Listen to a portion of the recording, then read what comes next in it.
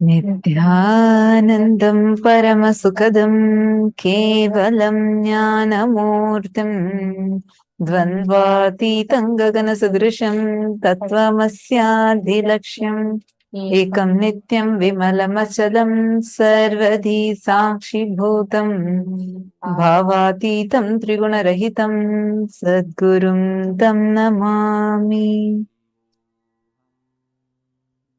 Nityanandam to all the viewers that are joining us here right now, all the viewers from across the world that are joining here for today's very special program, the Parashakti Akashic reading. Last few days, all of us have been showered with the grace and blessings of Devi Parashakti, the divine feminine consciousness. How did each of you experience the darshans? Please take a moment and share with us how it was. And today again, we are here to share with you some more. And this time, we're also going to be sharing with you how the Parashakti Akashic readings, Swamiji has been giving Parashakti Akashic readings so beautifully since 2021. Swamiji has been giving very special public darshan of Parashakti Akashic readings. Swamiji has been giving Akashic readings since a very long time, for last so many years. But like now, recently, Swamiji from 2021, Swamiji gave a very special series called as Parashakti Akashic reading. Literally, Swamiji come live every single day, sometimes morning and in the night, and revealing to us the cosmic secrets. How the as Parashakti, the divine feminine consciousness, she reveals what is going to be happening in the future. And that's exactly, we have seen things unfolding, events unfolding exactly as Parashakti revealed, whether it was about the COVID, how the COVID is going to affect the world, how COVID is going to affect India. And then we also saw about how the Israel-Palestine war and war in the Middle East is going to be starting, and Third World War. even about raising of the sea levels, or even about the Omicron wave that were to come, or if all these aspects Devi had already revealed that it would happen. Parashakti Akashic reading is a very, very important revival of a sacred tradition, or two sacred traditions of Hinduism. One, where enlightened beings and avatars channel the highest cosmic energy to connect to that particular cosmic energy, accessing the cosmic archives, which information about your past, your present, your future, everything. Parashakti Akashic reading is nothing but you being that cosmic archives, and you being able to download all the information required from that. And Parashakti Devi, she is the embodiment of the cosmic mother, the divine cosmic mother. And we are going to be connected that form of Devi Parashakti and receiving the answers to any questions that we have. So, can I request all the participants here, all the participants that I'm seeing on Zoom, all the YouTube participants, Nithyanandam? Yes, nice to see each of you here.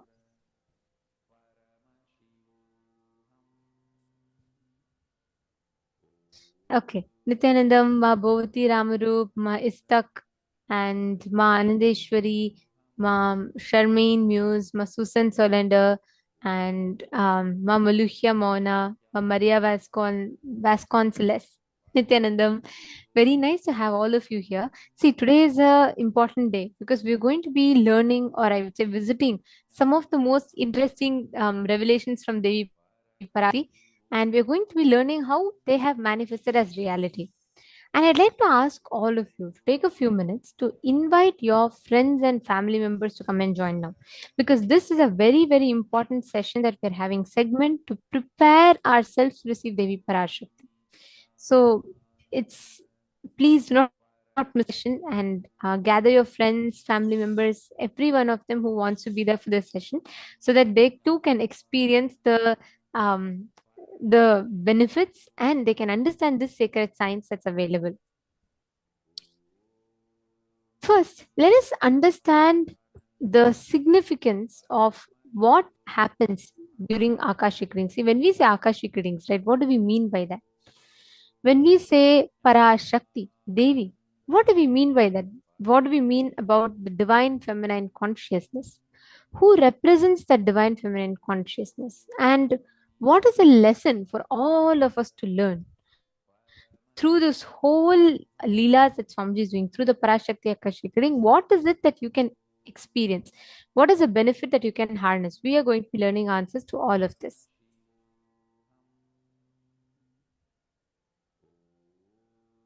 So first, we are going to be sharing with you about what exactly is Akashic reading. So that's what we are going to be learning about first. And from there, we are going to be then seeing how these Akashic readings, whatever Parashakti Akashic readings are, these are not predictions. Usually we get confused with these being predictions. Predictions means it's like a probability, like saying that this may happen and that exactly happening. That's called as prediction, where you see things and predict saying this can happen based on this so and so event can happen.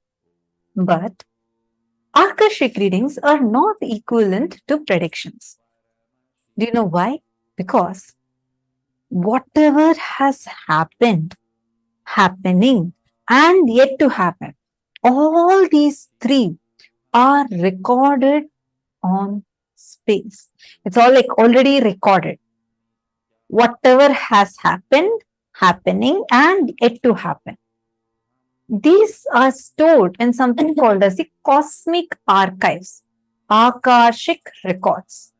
These Akashic records literally like a storehouse of all the things where an incarnation can easily access that layer and will be able to reveal to you any information, not just reveal, also change the Akashic records if you need.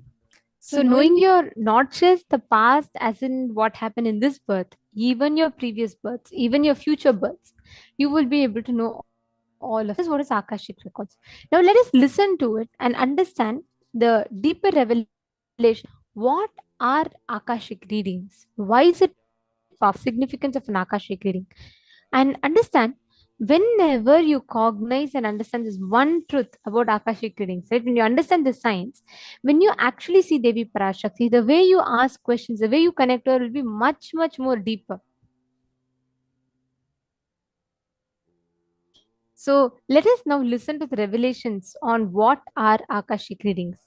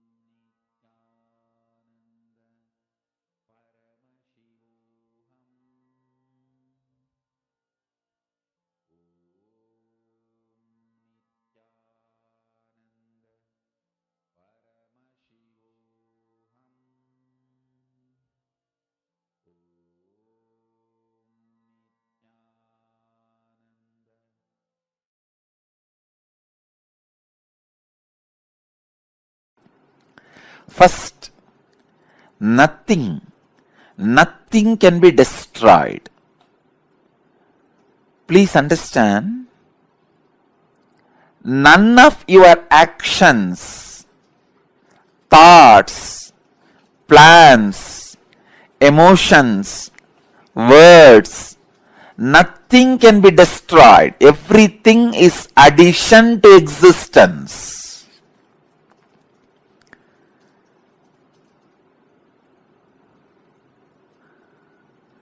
Every moment, every one of our thoughts, words, actions, everything just go on, gets added to existence.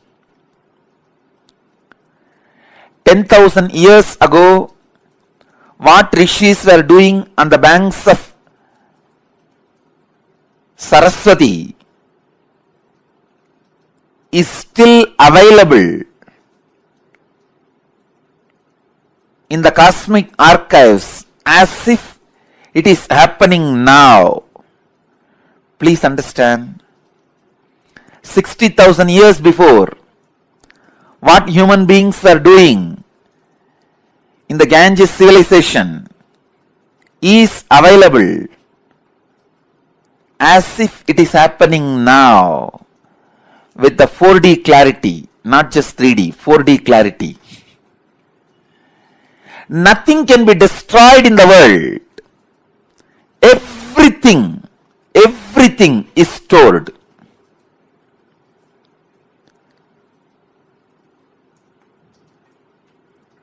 Akashic records are the cosmic archives of everything happened, happening, will happen. And one more important sacred secret you need to understand, time is not three as you think, past, present, future. It is a small mind which cannot see things as it is, which constantly needs to segregate.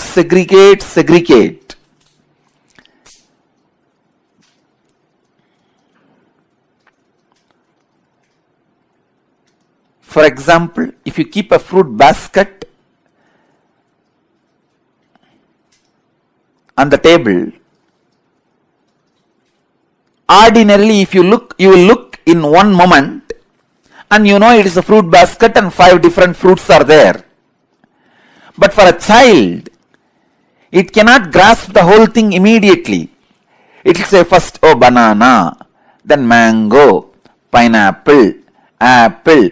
It can understand only one by one. Same way, the past, present, future. In Sanskrit we call it Kala. Only an ignorant mind which cannot grasp perceives as past, present, future. But in truth, it is not 3 different things. An enlightened being sees Kala as one entity, one experience, one reality. Continuously, wise men all over the world, again and again, in all religions, repeat this one truth. History repeats itself. Understand, the patterns are same. So it is not even repeating, it is rebeating. The whole life is certain rhythm with certain beats. That rhythm is continuously moving. Even the word repeating is not right word. Rebeating is right word. History is constantly rebeating itself.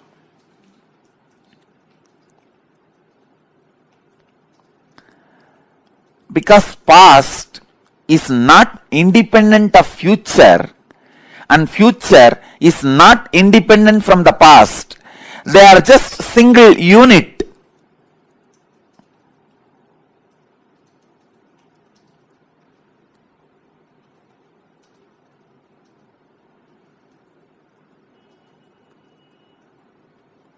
Your innermost consciousness can just experience all three at a time. Simply, it can experience.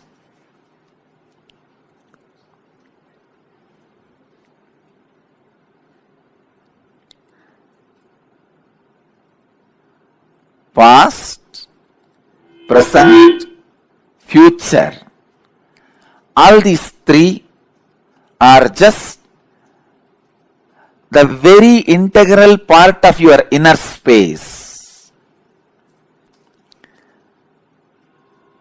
When your consciousness leans towards past, it is caught in greed. When it leans towards the future, it is caught in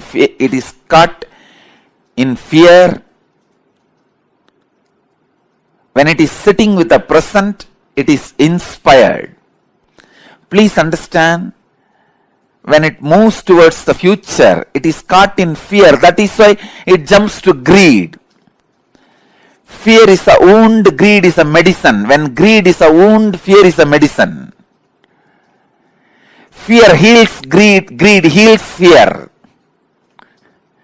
Fear reduces greed, greed reduces fear. Greed reduces the fear and brings you back to the reality. And greed reduces the fear and brings you back to reality.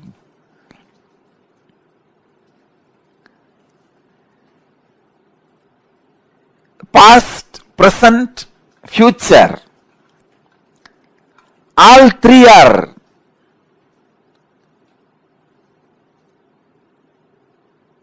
one entity, one existence, one unity.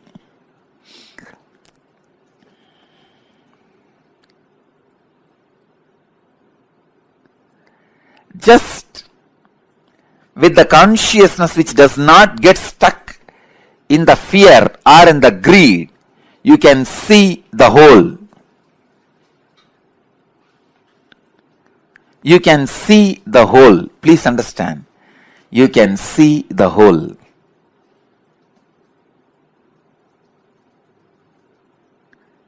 Past, present,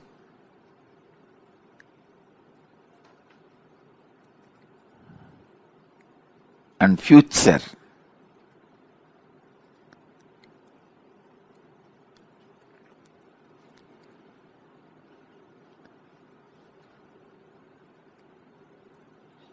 I'll give you a very simple understanding. As on now, each one of you will be having some fears about the future, some desire about the future. Constantly your inner mind will be projecting your fears are going to be reality. But your desires are saying, no, your desires should become reality. So now leave both. Leave the fight to your fears and desires. You just back out in the fight without supporting fear or desires. Please understand. If you just distance yourself from your fears or desires, even now, just distance yourself, back out, and look at the future without any of the projection. You will simply be able to see your past, your future, your present. All three of them does not have watertight compartmented separation or boundary walls. It is just one flowing into the another. Akashic records are the verbal, visual, five-dimensional document. When I say five-dimensional, I mean any incident as it is happened, including the smell that was there at that moment. The smell and the feeling of touch means the weather temperature, visual, sound, and the emotion. All five dimensions are packed and recorded in the Akashic records. Please understand, just like a film in the camera captures two dimensions of visualization and verbalization. In the video camera, visualization and verbalization both are captured. Same way, the film in the cosmos is a space. In the space, all five dimensions, sound, visuals, smell, taste and touch, all five dimensions of whatever is happening is continuously getting recorded.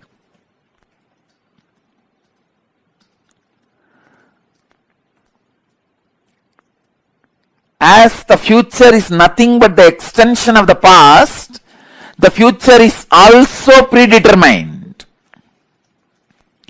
The major course of the future is predetermined. Please understand.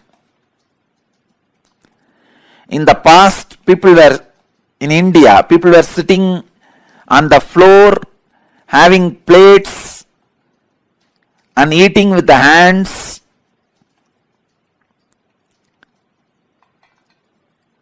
Idlis, the old breakfast. Then, now people sit on the dining table, use the spoons and forks, maybe eating pizza. In the future, they may be sitting somewhere, eating something, using something. That may change in future, but they were eating only through mouth in the past, now also only through mouth. In future also they will be eating only through mouth. That cannot be changed. So the major things in the past or in the present or in the future cannot be changed. Please understand, when I utter the word future is predetermined, realize the freedom in you. Don't be frustrated. All the frustrating parts of your past can be changed. Only the components and the parts which puts you in restful awareness are predetermined. Let me describe more clearly.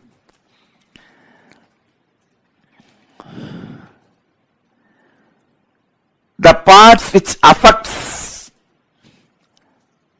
you with fear and greed always have a possibility for innovation. If you are affected by the fear of a snake or greed of something, those things can be changed in your future because that is not reality. But there is something which is reality, which always puts you in restful awareness, that cannot be changed. Let me give you one example from Vedanta. I know I am talking about very subtle concepts, very subtle truths. If you are a new person, new visitor, and it is too much for you, I sincerely apologize. But the subject Akashic records is too big subject. I have to reveal the truths.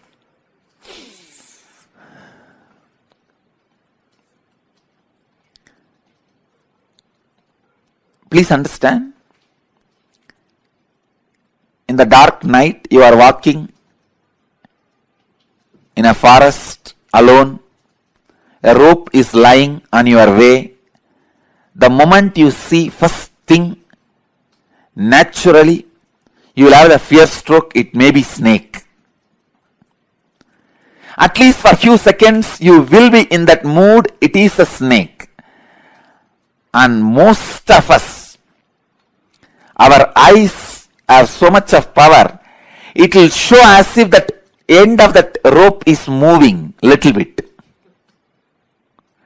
That's power of our eyes. So you'll have the fear stroke. In few minutes, if you observe that rope very closely, strongly, intensely, suddenly you'll realize, no, it is not snake, it is just ordinary rope lying. Then you will just settle down, relax. First, the impact happening on you, that fear. The second, the realization of you relaxing into the restful awareness. So these two components are there in this whole incident. This falling back into the restful awareness can't be changed even in future. The restful awareness is reality that does not change in the past or in the present or in the future. When I say future is predetermined, I mean the component of the restful awareness is predetermined. You have to fall back on the restful awareness. So be free. You have no suffering. No incident in your future can destroy you. You have to fall back on the restful awareness. It is predetermined destiny of every being. But the component of this fear can be changed. Instead of the fear of the snake, you may superimpose alligator on that rope. If it's a big rope with few stones around it, few leaves placed around, you can project an alligator instead of snake. So the possibility of the projection is the changeable part of your future. And the possibility of falling back on the restful awareness is predetermined part of your future. When enlightened masters say future is predetermined, they are saying the truth. When enlightened masters say future can be changed, can be altered, they are saying the truth. Please understand. When enlightened masters are saying future cannot be altered, it is predetermined, they are saying the truth. When enlightened masters are saying future can be altered, it is your freedom, they are saying the truth. When enlightened masters are saying both are truth, they are saying the truth.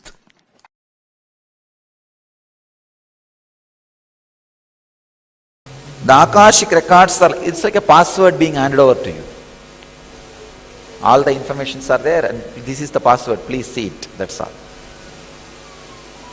The Akashic records are like DNA of the universe. Each soul has its own Akashic records and there are collective records of all souls of all journeys. That's what I call all souls of all journeys, is what I call Hiranyagarbha.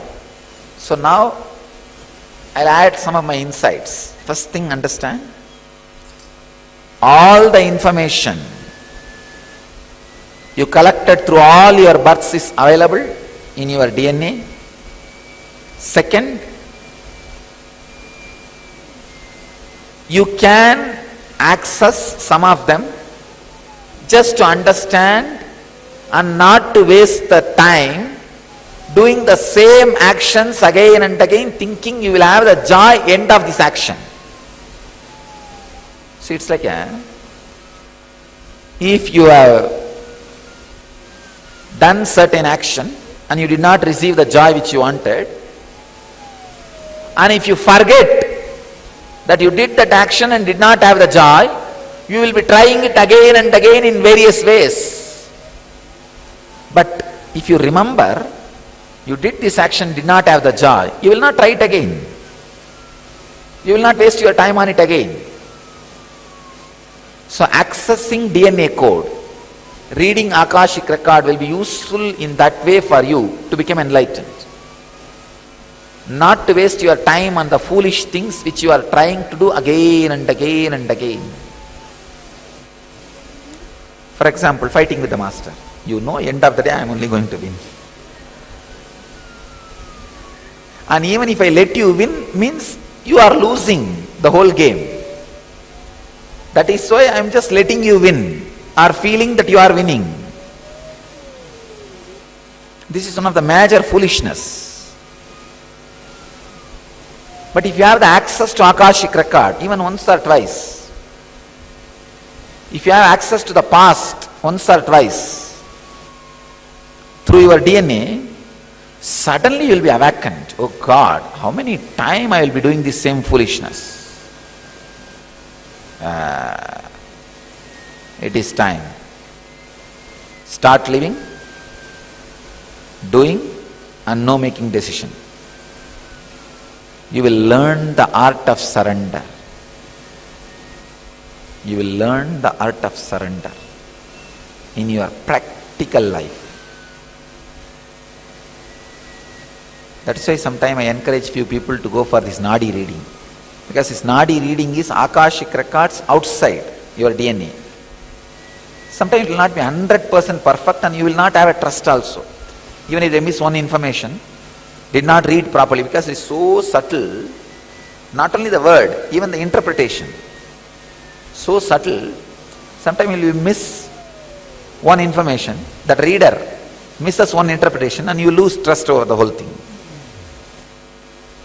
Try to read the Akashic records inside the DNA. That is why sometimes I read your DNA and tell you. Then if you go and see the Akashic record and matches, then you will have the tremendous respect on my word, which I read as your Akashic record, and the Nadi, which is the outside Akashic record.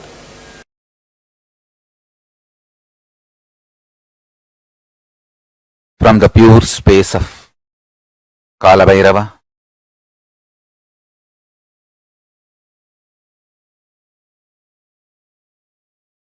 Paramashiva is revealing all these great truths to the world.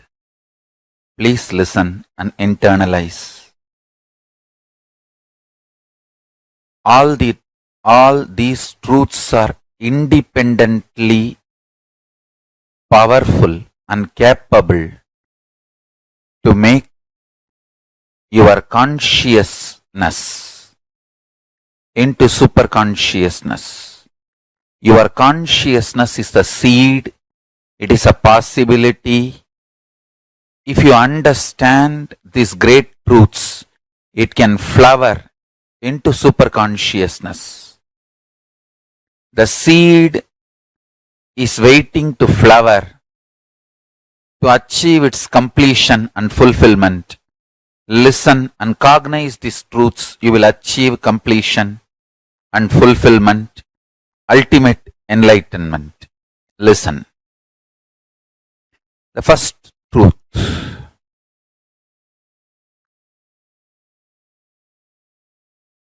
Kala continuously meets your consciousness now, now, now. So the mood of your body, your mind, your physiology, your psychology you keep now plays a very important role in your whole life. If you keep the now in incompletion or hopes, that will continue forever. If you keep the now in the completion and clarity, that will manifest forever.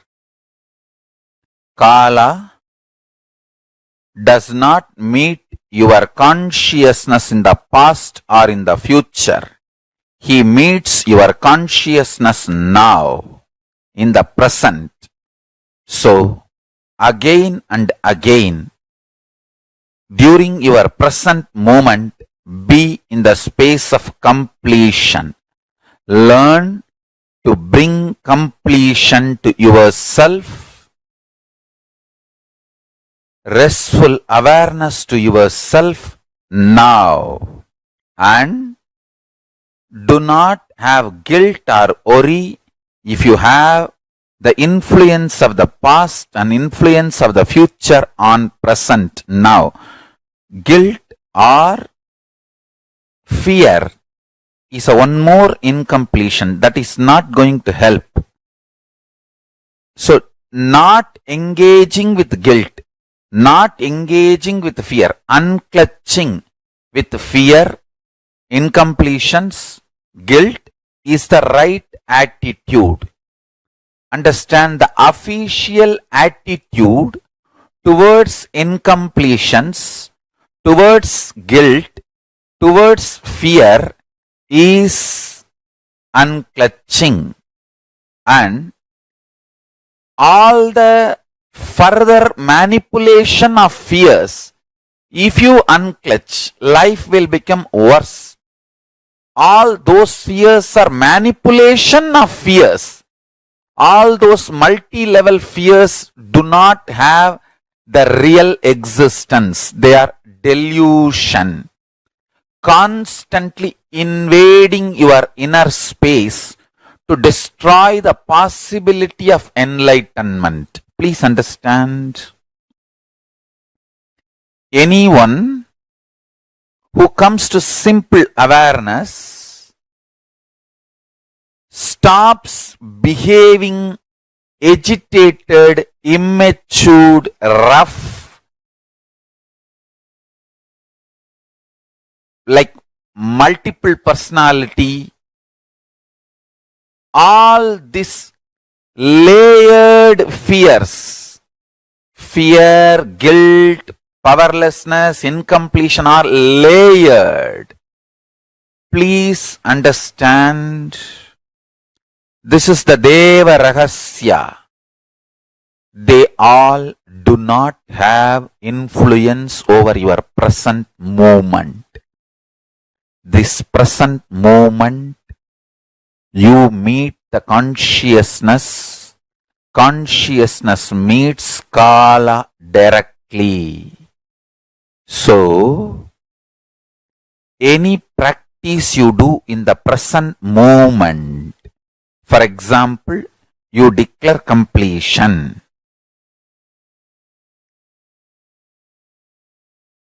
Immediately, even 2000 years of incompletion has no power over you. This is Deva Rahasya. Understand?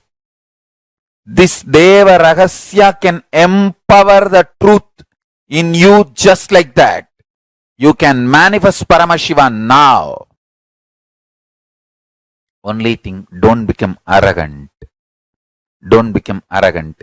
When this truth was given to Brahma, he became Paramashiva. He became one with Paramashiva. But unfortunately, he could not maintain himself in that state.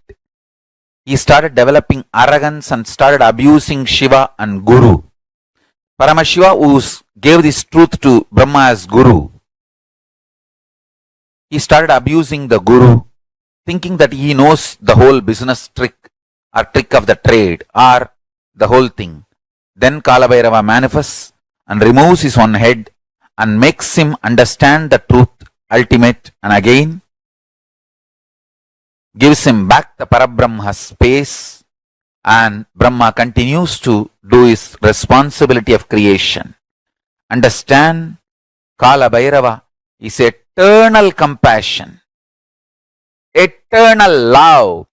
Whenever you express love, even in simple acts, like giving a smile, giving a sweet hug, without calculating, even simple act you do, the strength you feel is Kalabhairava's strength. It is Kalabhairava's strength. Extreme compassion, extreme joy, extreme ecstasy.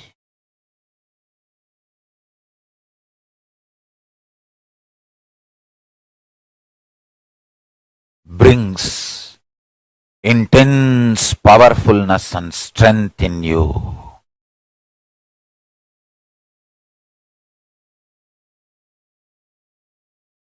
Just go on be sharing smile and love to anything you see. Hug anything you see. If you don't have any object in front, hug the air. You will build strong body and heavy muscles like Kalabhairava. Listen. Listen to this Deva Rahasya. Look everything you see with love. Hug everything you see, including the air. You will build healthy, powerful, heavy body and grounded being. Superconscious flowering. Sannyasa is seeing everything you see through love, hugging everything you see. One with everything you see. People, objects, animate or inanimate. In the cosmos, there is no inanimate. In Kala, there is no inanimate. It is a space where the big bangs and black holes, planets, suns and stars and moons evolve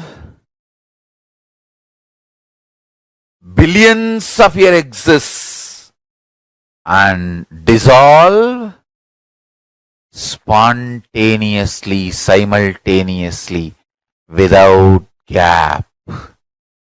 Billions of years without gap. Meditate on it.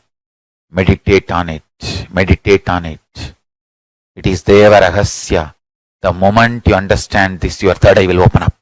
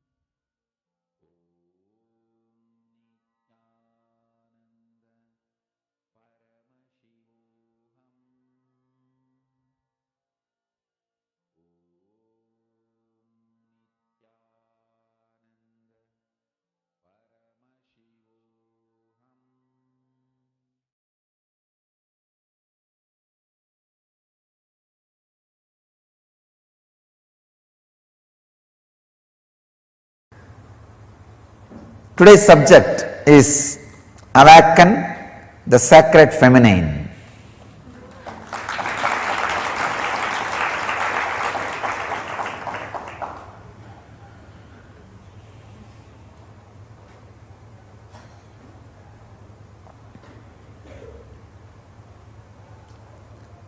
Understand the whole subject. Awaken the Sacred Feminine.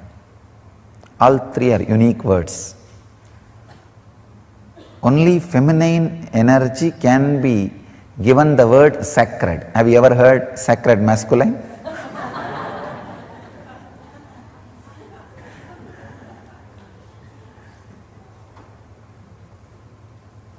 Only feminine energy can be given the title sacred, because when it is awakened, it does so much in your system, and it has nothing to do with your gender. That's the important thing. The gender, male or being female, nothing to do with it. It is something to do with your inner quality. And next word, awaken. Only the feminine energy, sacred feminine, need to be awakened. You already have too much masculine. The whole world is suffering with too much masculine energy. If at all politics can be handed over to women, so much good would have happened to the human society, human civilization.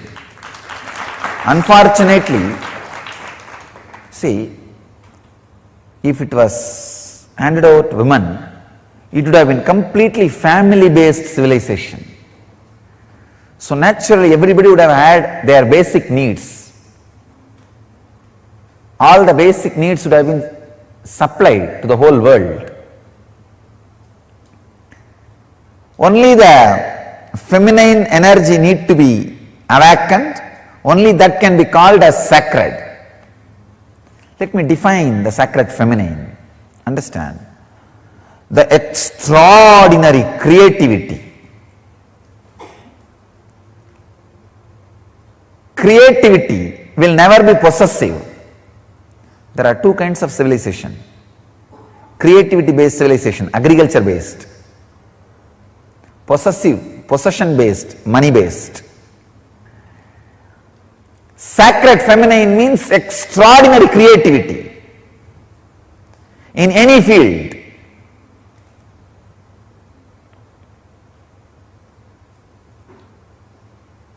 Why it is associated with the word feminine?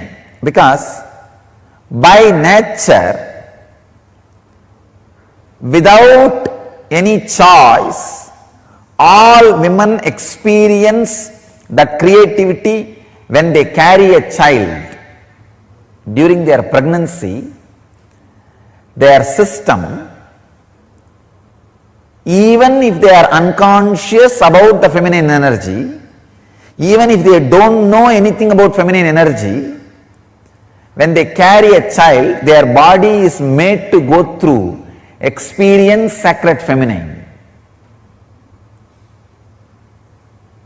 If you are matured enough, your being also can experience sacred feminine. So the creativity, the sacred feminine part, is an extraordinary energy. In Vedic tradition, we call this as Matrurupena Samstita. That's a beautiful sloka in Chandi. Yadevi Sarvabhuteshu Matrurupena Samstita Namastasyai Namastasyai Namastasyai Namo Namaha. O Devi, who is residing in all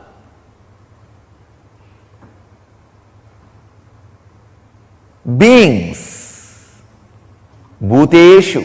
Even the beings word is not a complete translation.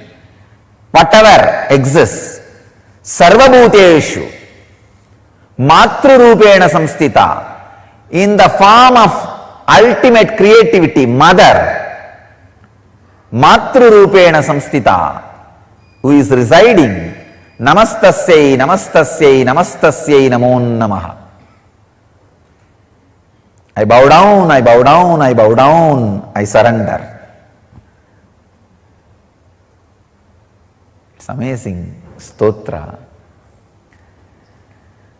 The Vedic tradition, there are two literature, 700 slokas, which can directly give you to enlightenment, lead you to moksha. One 700 sloka is philosophy, Bhagavad Gita. The other 700 sloka is technique, Chandi, Sabdasati, which can directly lead you to enlightenment just by reciting. Nothing else need to be done. See, Bhagavad Gita is linguistic importance. Understand, try to practice. Chandi is phonetic importance. Just reciting. Nothing else. Just reciting. It can lead you to enlightenment. In Bhagavad Gita, it is more working like a light based. Means if you read, understand, cognitive shift and experience enlightenment.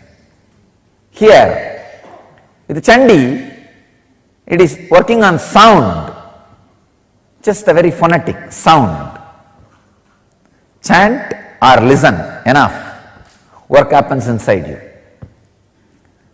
They call it Saptasati, 700 on Devi, the sacred 700 verses on Devi. That is the ultimate sound vibration. I can tell you, I have read lakhs of mantras, but nothing like Chandi.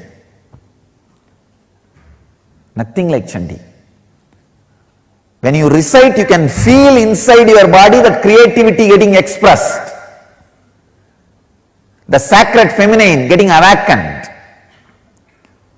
And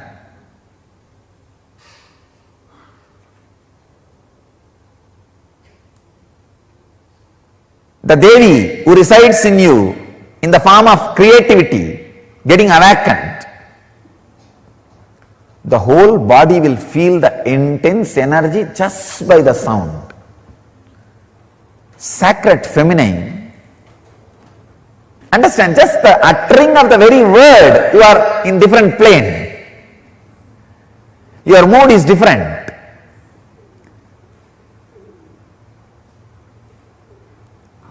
Only one small change. Mary should have had the place of Devi or Mary Magdalene.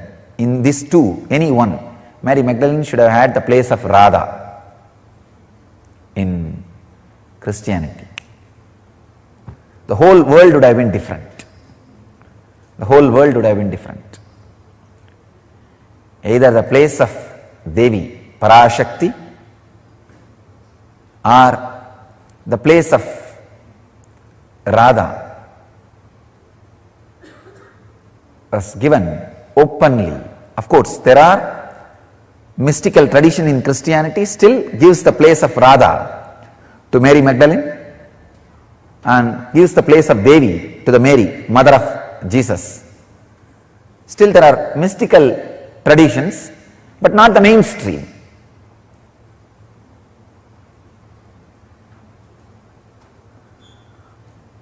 The unique contribution to the spiritual consciousness from Vedic tradition is sacred feminine worship as the mainstream tradition. I tell you, even if everything Vedic tradition gave is lost in some tsunami or earthquake, just if this worship of women, worship of mother, the sacred feminine tradition, if that is retained, then the whole thing can be revived. Because that is the seed. That is the seed. Hinduism has at least 10,000 subsects. I can say at least. Because each master is one sect, one sampradaya, one tradition. Hinduism has at least 10,000 sampradayas.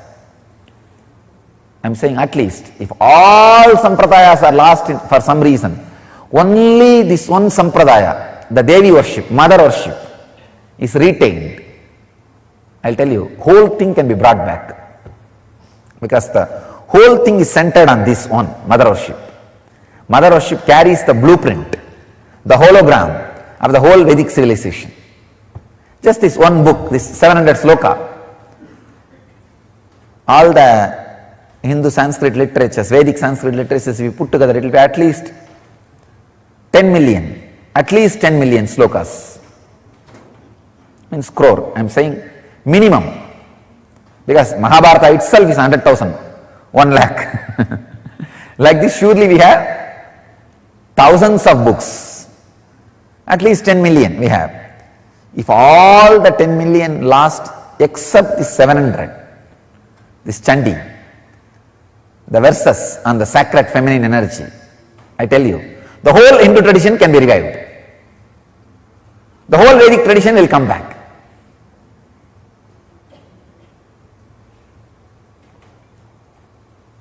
That's a hologram of Vedic tradition. Hologram of Vedic tradition. I tell you, there is no enlightened being on the planet Earth without worshipping the sacred feminine, including me. I am basically a Sakta.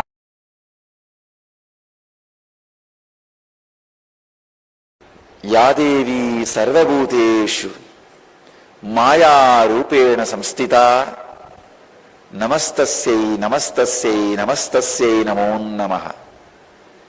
Chandi, this is a stotra from Chandi, verse from a Chandi, describing the glory of divine feminine consciousness. Mother worship is unique to Vedic tradition. It is we who gave this great gift of mother worship to the planet Earth. Understand? No other religion dared first, or still many don't dare worship the mother aspect of God, the mother dimension of God. It is we first time started the mother worship, introduced mother worship to the universe. All the sacred things are looked as feminine in Vedic tradition, whether it is sacred rivers or anything sacred is always looked as feminine. Ramakrishna again and again says, the key to the Brahman, the enlightenment, is in the hands of Devi. Only if she opens the key, you can experience. Again says, the Kundalini in you, the Kula Kundalini in you is Devi. Only if she awakens in you, you will experience the highest consciousness. It is mother energy, which is responsible for anything you see. For any object to retain its shape, the energy necessary is supplied, handled, maintained by mother energy, Maya.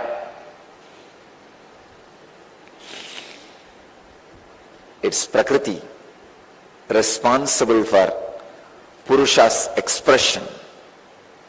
I can say anything you perceive belongs to Prakriti. Anything you experience belongs to mother energy. That is why even Padukas are regarded and respected in Vedic tradition as Padaka in Achiyar. It's a feminine Devi. Even if your Guru is in the male body, Guru's Padukas are feminine energy. Whether it is a Vishnu Padaka or Shiva Padaka or Guru Padaka, any Padaka, Padaka of any god or your Guru is considered as a Devi, feminine consciousness. Only mother energy can give liberation.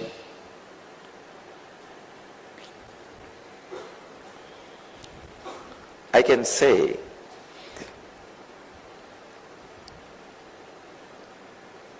whenever the mother energy is added to you, whether you are in the male body or female body, you experience enlightenment. The pure mother energy, unadulterated by any other thoughts, is enlightenment. The source of creation, the source of sacredness, source of divine is mother energy.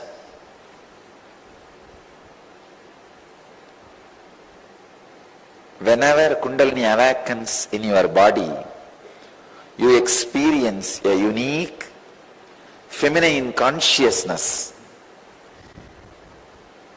Your whole system expresses a unique feminine mood or the feminine feeling, the mother feeling. You give birth to yourself.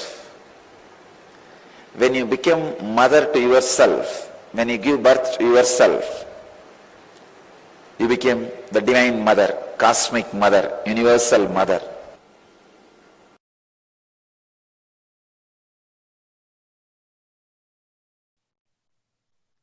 Cosmos not only reveres,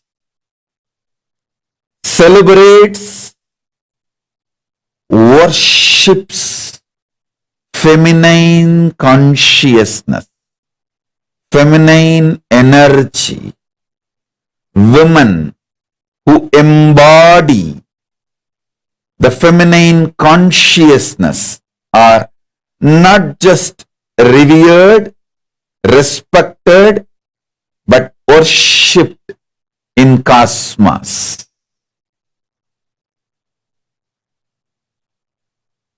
Vedas and Agamas, the Hindu tradition,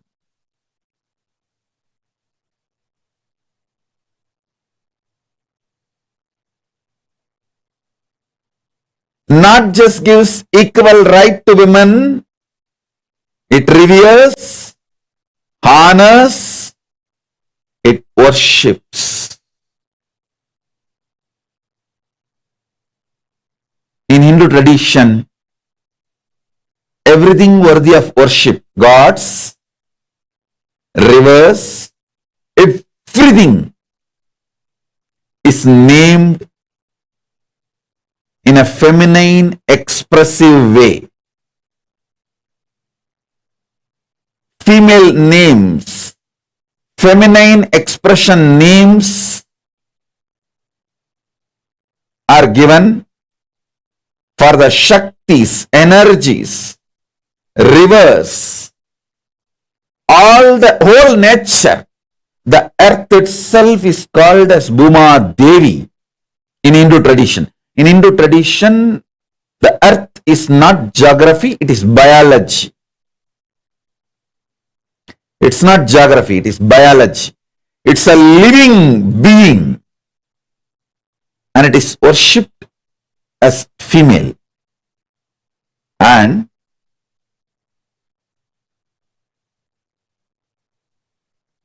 all rivers,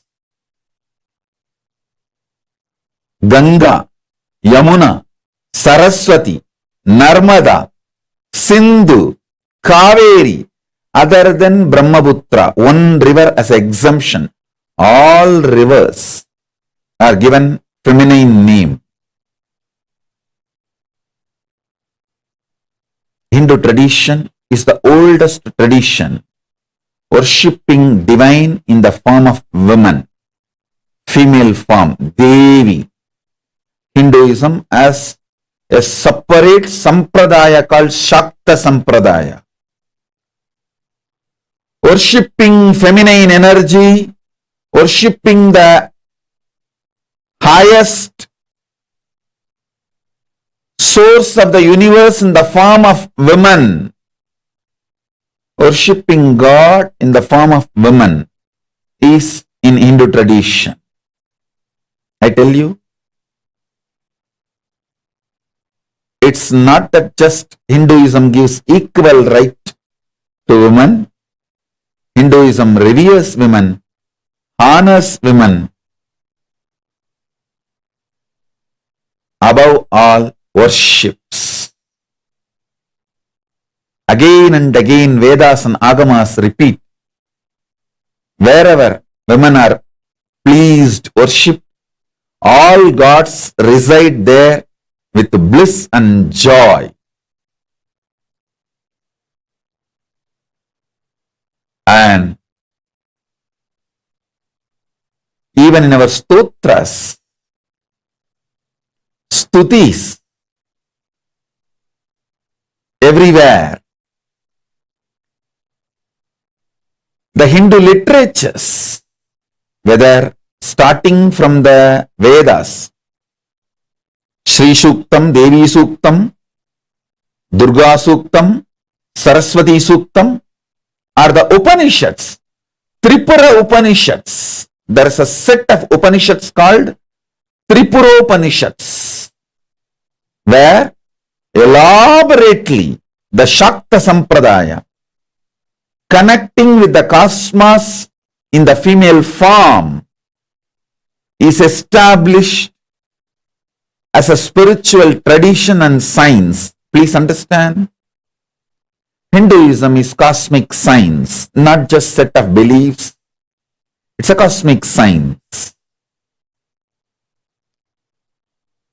So beautifully,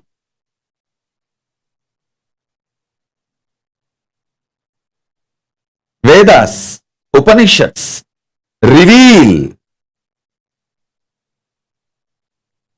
connecting with the cosmos in the form of feminine consciousness, in the form of female energy as woman, mother.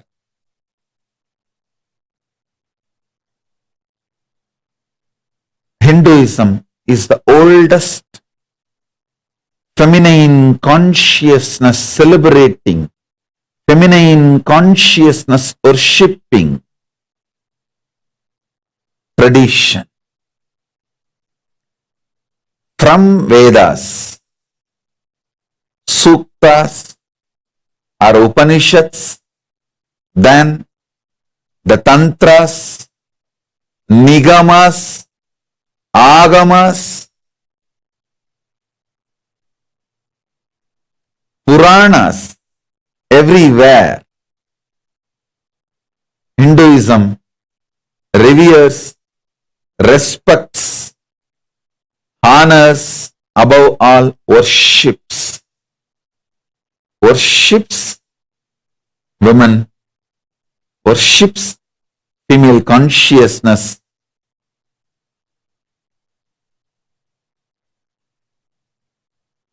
worships feminine energy. So, on this International Women's Day, let's celebrate, honor, worship the feminine consciousness.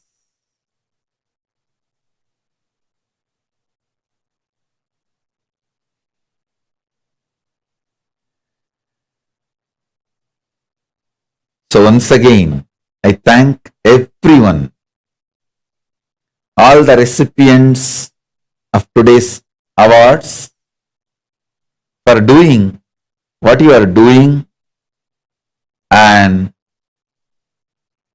being who you are. In Hindu tradition, even the source of the cosmos is described as Shakti, Paramashiva Shakti, inseparable manifestation of Paramashiva. Paramashiva and Paramashiva Shakti is the same one being manifesting in two forms for you to relate with.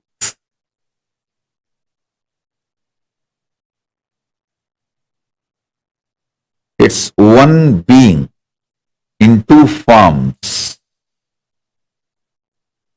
So understand,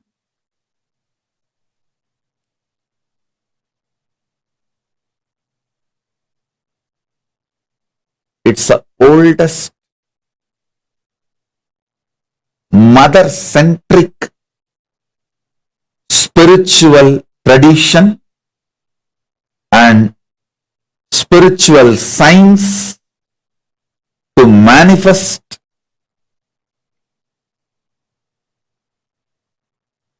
all the great things of the cosmos, all the best things of the cosmos.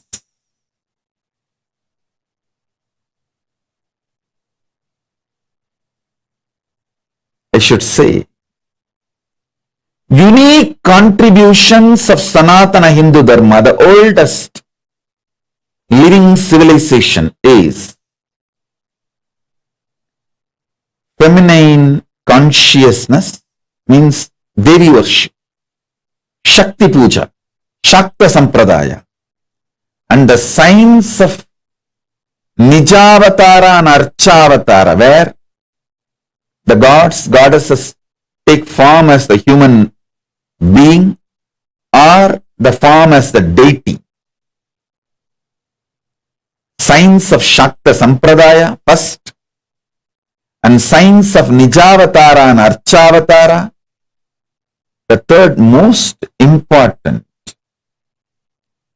The possibility of enlightenment to the beings of this planet, this three, was unique and greatest contribution brought to planet Earth by the oldest and ancient living civilization, Sanatana Hindu.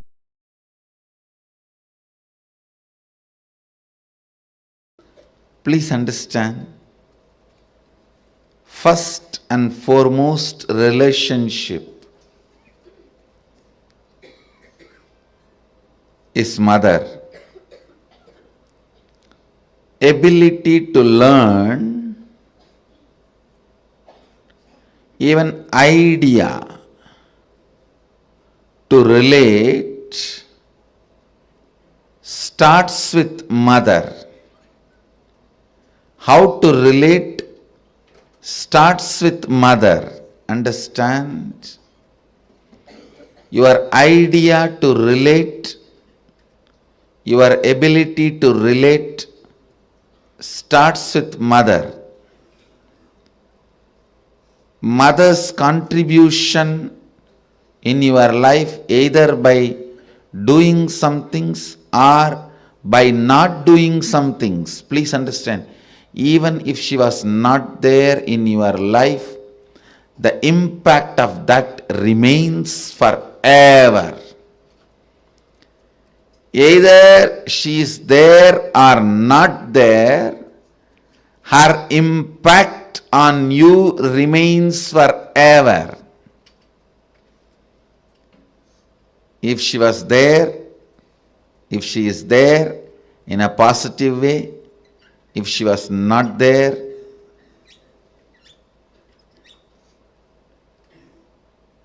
her absence impacts you forever, I tell you.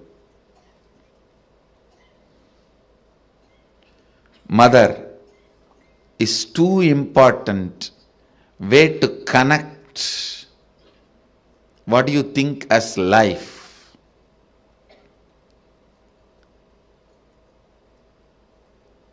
In Vedic tradition, our rishis were aware. Your ability to connect with the mother should be directed to cosmos. It should inspire.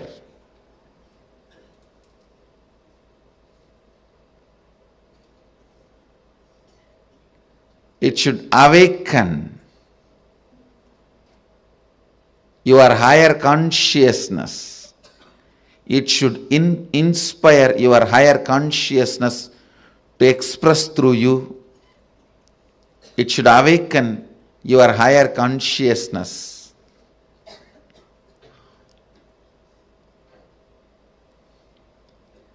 Connecting with life as mother is the most sweetest, most beautiful, most easiest form to ever connect.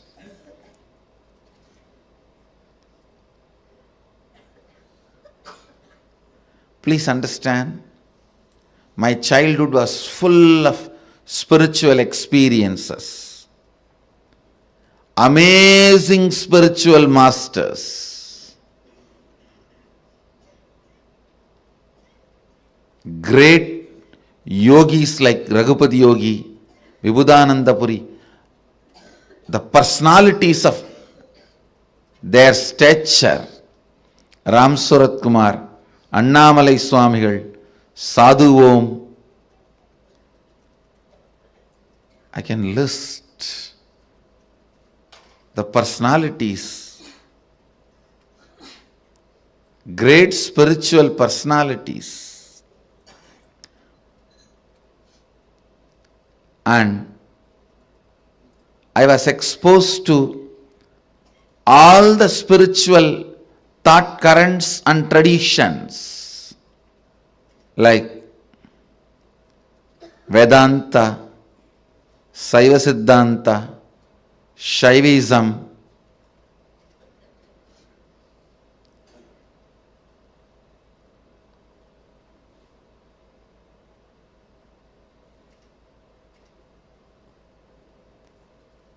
even the thought currents of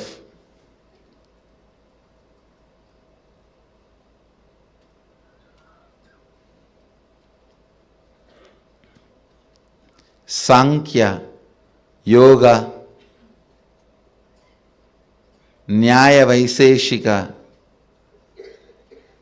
Purvamimamsa, Uttaramimamsa, various yogic sampradayas. But I tell you, I found most easiest, most powerful, most inspiring, most exciting way to connect with life as the form of mother. It's mother worship. I myself chose. After being exposed to so many spiritual masters, experiences and philosophies, I tell you, if you want tremendous peace and healing in your inner space, choose mother worship.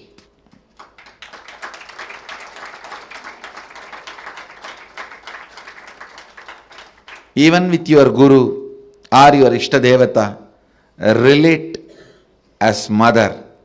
You will see the kind of a healing in your biomemory.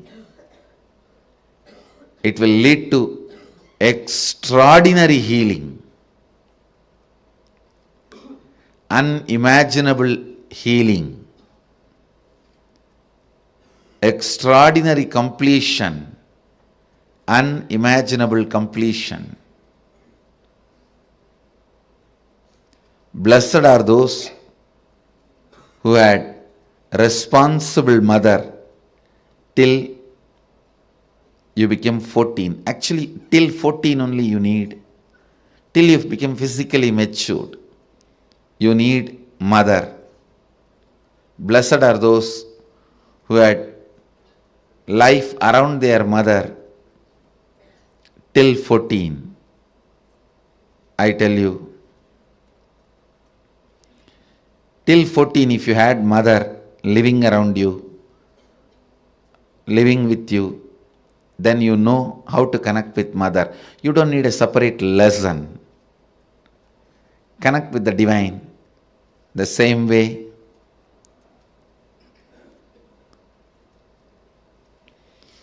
so much completion will happen to you. So much means really, really so. People will experience so much motherliness from you in everything, I tell you. When motherliness starts oozing out in you, even the chair on which you sit will become complete.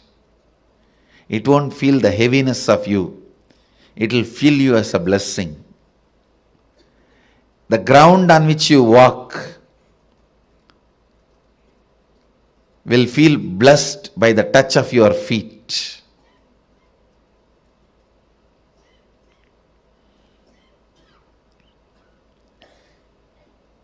The air you breathe will be blessed.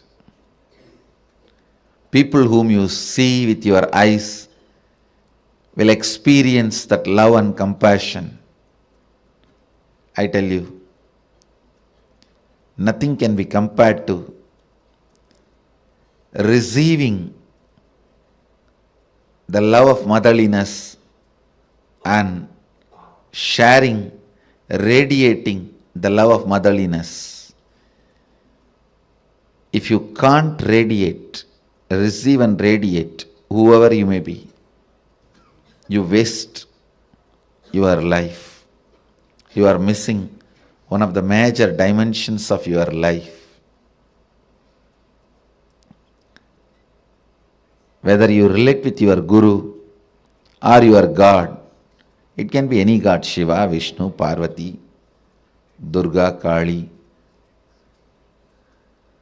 Ganesha, Subramanya, any God. If you can relate with the tremendous motherliness, if you can perceive motherliness from your God and Guru and radiate that motherliness to the people around you, you have succeeded in the game of completion. You will bring so much completion into you and to others. So much completion into you and to others.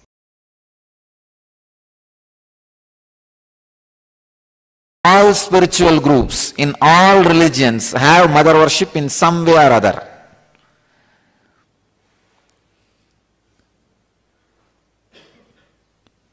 All religions has two parts. One, the spiritual fruit, and religious nut. The religious nut part is always in the masculine power, and it is masculine based. But the spiritual fruit part is always with the feminine worship, Devi worship.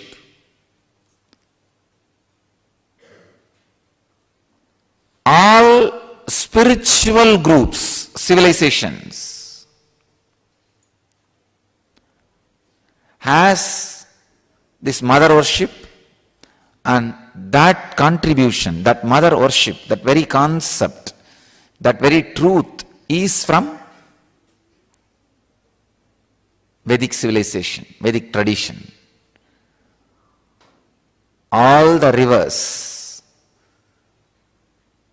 all the sacred things of the nature, everything is feminine for us.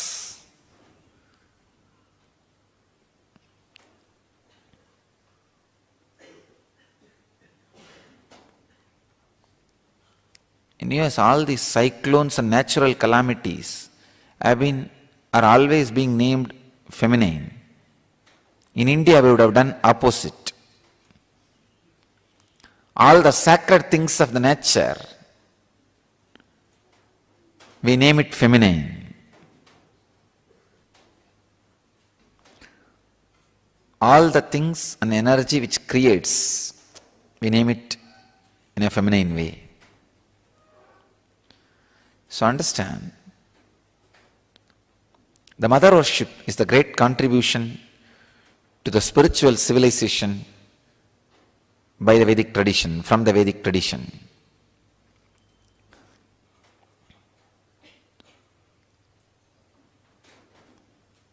My message for Mother's Day is, whatever you mother, you will become that.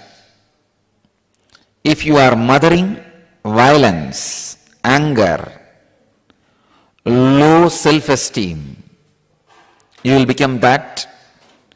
If you are mothering superconsciousness, highest truths about you, you will become that. So decide on Mother's Day to mother cosmos in you. Start mothering cosmos so that you will become cosmic mother. If you mother the cosmos, you will become mother of the cosmos. The only way to become mother of the cosmos is mother the cosmos.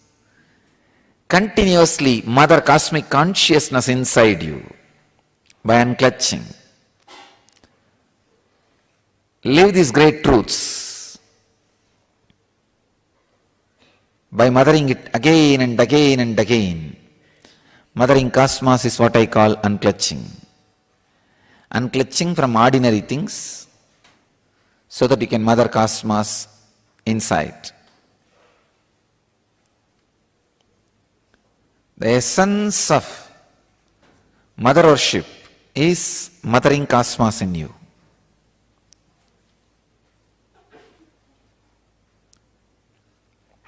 I myself basically a Shakta, mother worshipper. I myself became enlightened only through the Shakta tradition, the mother worshipping tradition. Because nothing suits your bio-memory more than mother worship, because your whole bio-memory is from mother. When the path is through that mother's form, your bio-memory suddenly falls in tune and the whole progress is very quick, fast. Always the energy expression happens only in mother worship. In all other bhavas, attitudes, it takes a lot of time to experience the energy expression. It's Matrubhava, mother worship, makes the energy experience very quick and strong. You may be in the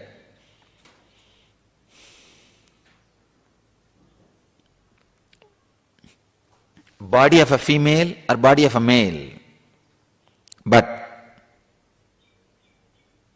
if you start mothering the cosmos inside you, you will become cosmic mother.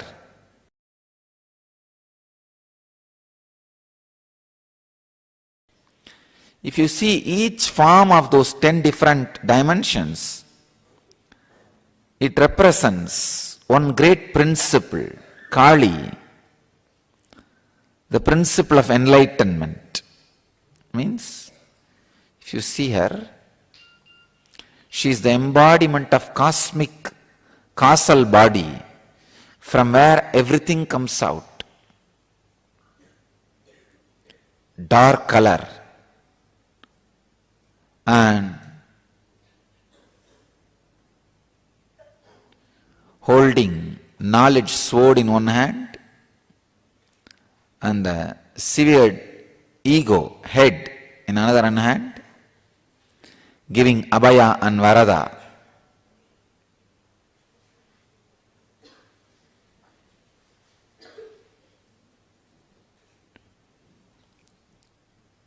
And wearing many severed heads on as a garland. If you continuously destroy your ego with the knowledge sword, it will come up with different heads. All the different heads which are severed, she wears as garland, and the final blow given to the ego, the final head which is destroyed, she holds in the hand.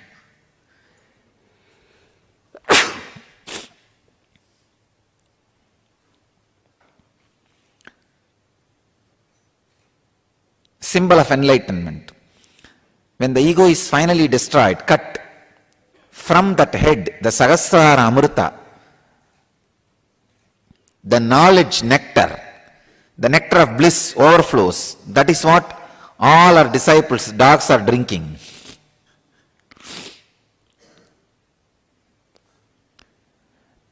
When your ego is cut by the knowledge sword, she gives the boon and protection. Abhaya is protection, Varada is boon. Tara, Chinnamasta, all these are great expressions of different aspects of enlightenment. Mother worshipping tradition is enlightenment based tradition. It is not social laws. Understand? Always the masculine part of the religion is socio-political laws. What you should do, how many times you can marry, how many times you can eat, how many times you can do this. But the feminine part is enlightenment based tradition. All the secrets of enlightenment is kept in the feminine worship traditions. So whatever religion you may belong to, explore the feminine worship tradition part of that religion. You will become enlightened. This is a key I give you. Why do you think I added Anandeshwari in the same Murti? Because actually people ask me, Swamiji, you could have put Devi Murti separately. I said, no. I am afraid later on some of my sannyasis may move her out or cover her with a cloth. That is why I decided both will be in same Murti, inseparable. They should not be able to separate it. Because all the traditions which has become monastic based, the monk based, removed the mother component from the original source.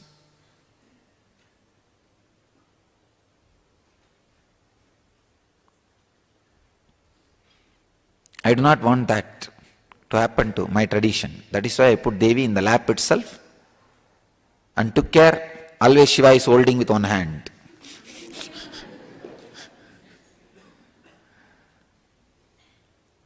Because usually the socio-political laws, the masculine part takes over and the feminine part gets destroyed.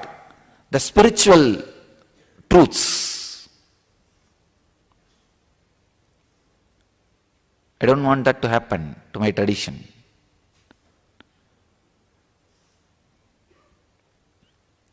Mother worship is the source of enlightenment based spiritual traditions.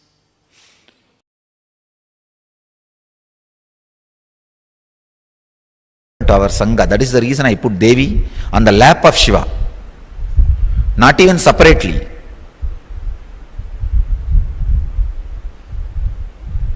Because if the Devi's side is missing, we will become such a dry sannyas sampradaya.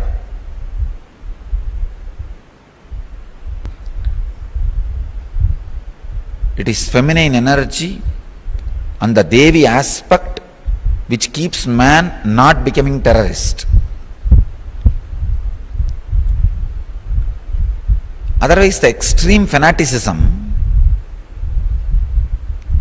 added with the aggressiveness of the masculine energy does not bother about violence, lands into non-violence. Little bit of feminine touch, the love dimension added, people will not become violent, terrorists. They will be more loving, compassionate, caring,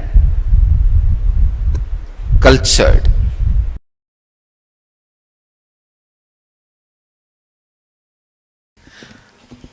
Feminine energy is enlightenment. Please understand. Awakening the feminine energy inside you is enlightenment. I'll first describe the feminine energy, then woman gender. See, woman has more possibility for feminine energy. Otherwise, feminine energy is not confined only to women. So understand the depth. In each one of us, there is an energy which constantly gives birth, expresses itself. Expression is feminine energy. All the adjustments need to be made for the expression is masculine energy. Please understand. The place needed should be created. Means naturally the old has to be removed. The destruction. All that work is masculine energy's work. But the very expression is feminine energy's work.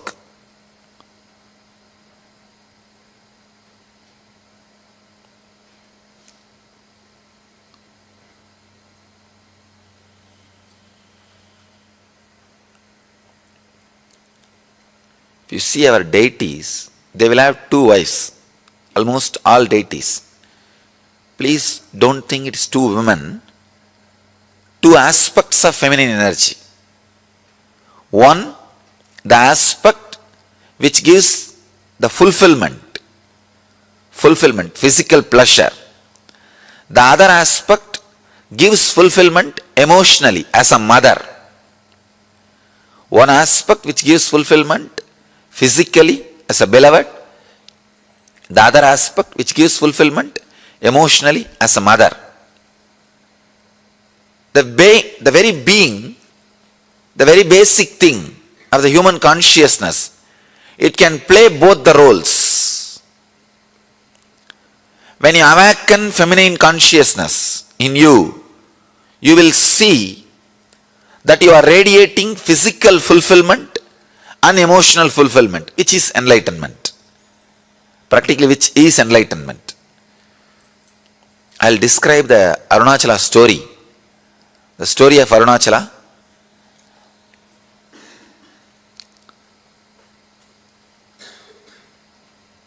The whole Arunachala story is story of woman, story of feminine energy. The story says that Devi was meditating and inside her being, the feminine energy got awakened. Please understand, not masculine. Feminine energy got awakened. She became Ardhanarishwara. The description exactly it says, in Devi, the feminine energy is awakened and she became Ardhanarishwara. Means half male, half female. You will be surprised. See, in male, if female energy is awakened and the description says he became half male and half female, perfectly alright. You can understand. But the story says, in Devi, the feminine energy, the feminine Shakti is awakened and she became Ardhanarishwara. Means, when a woman experiences fulfillment, she experiences her beloved aspect and mother aspect completely.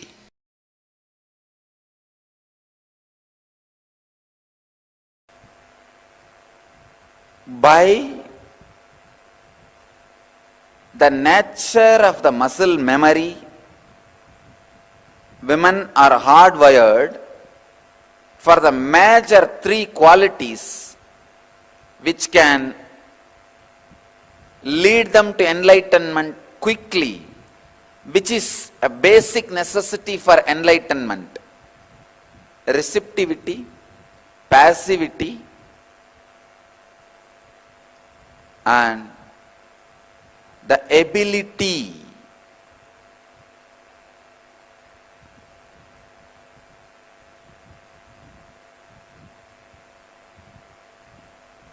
for experiencing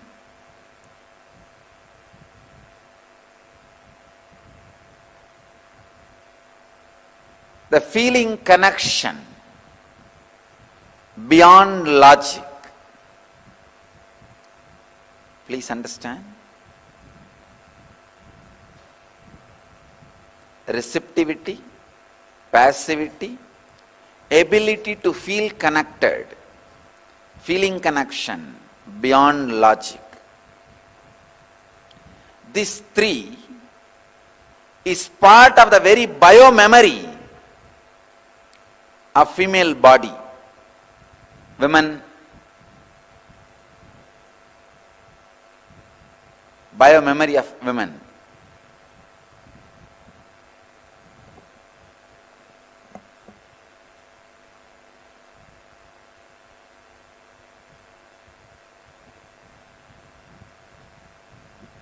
Receptivity, the ability to receive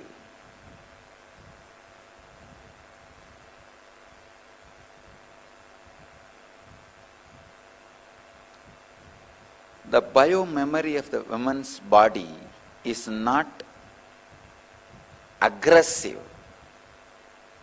It is based on receptivity, receiving.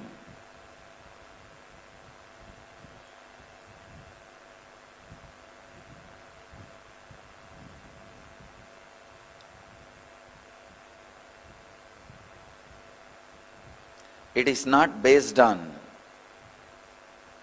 violence. It is based on passivity.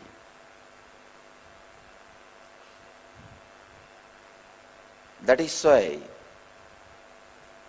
sannyas or brahmacharya is lot more easy for the beings in women body than in masculine body. Even if you are in masculine body, when you experience the enlightenment, physiological mutation happens in your system. You just go beyond the masculine, feminine identification, an identity. Please understand, I wanted to make it very clear. It is such a subtle subject. Please understand, an enlightened being is neither male nor female or child or transgender. He is beyond all this. Something unique happens in his system. Already, I have done a lot of medical researches and experiments on my body. And I am continuing further more and more researches and experiments. I will bring it to the world in right time, in a proper context, how an enlightened body is beyond masculine and feminine. Because during the enlightenment experience, the physiological mutation happens. Please understand, during the Satori, first experience, psychological mutation happens. And during enlightenment, physiological mutation happens.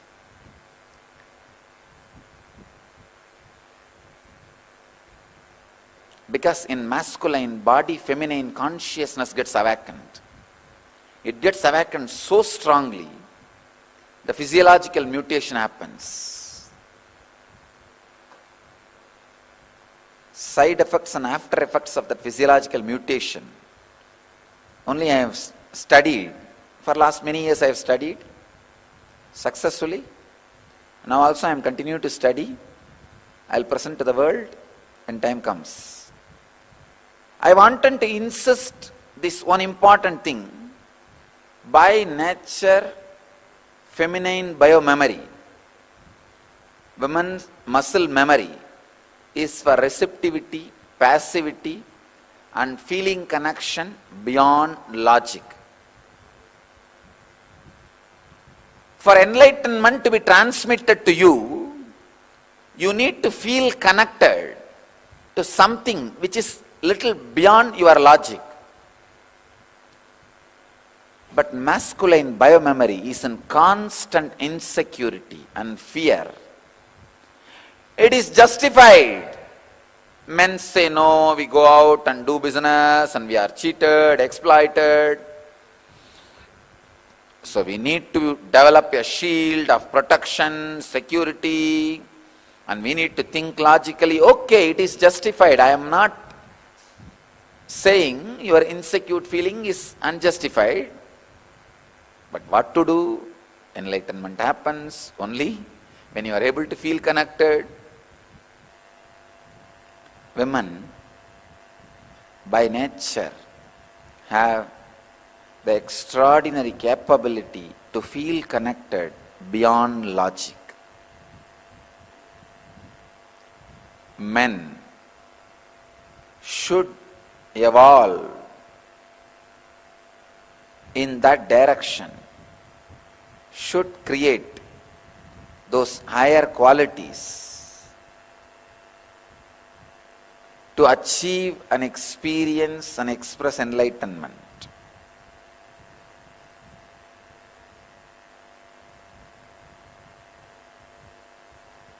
Receptivity, passivity, feeling connection beyond logic are the basic requirement for you to radiate enlightenment, the complete fulfillment. When you are receptive, passive, just simple nature can give you enlightenment.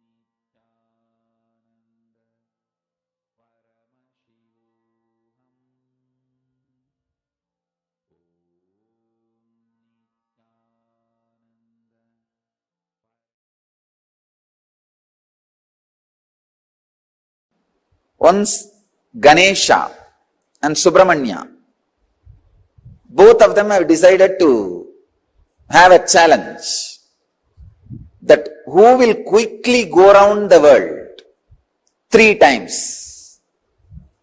Subramanya, as you all aware, has his own flight, peacock. He just sat on his peacock started flying.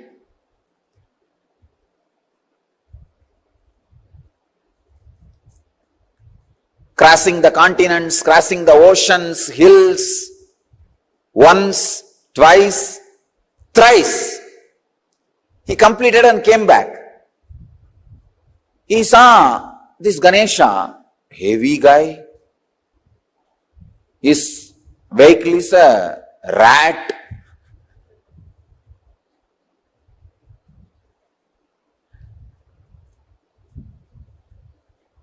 But this fellow claims he won the game by going around Shiva and Parvati 3 times. He says, I won the game. I went around Shiva and Parvati 3 times. With this rat, what else can be done? Yanayai eliyiluttu kondu pogum adisayam. Tamil I described, the rat is dragging the elephant. What will happen? That much is the capacity. But finally, Ganesha declares, I won the game.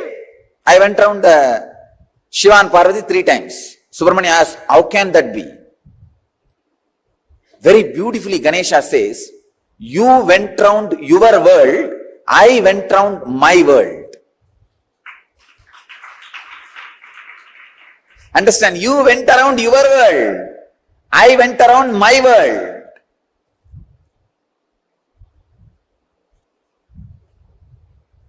You went around your world, I went around my world.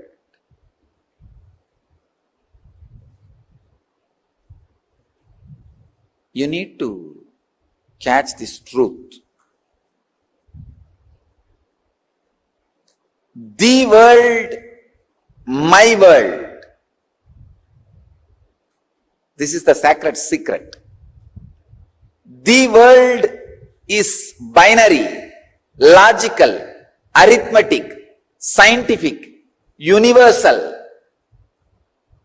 My world is emotional, based on faith, beliefs, experiences of individual perceptions, realization of individual identity's expression in its fullest form. My world is totally different from the world.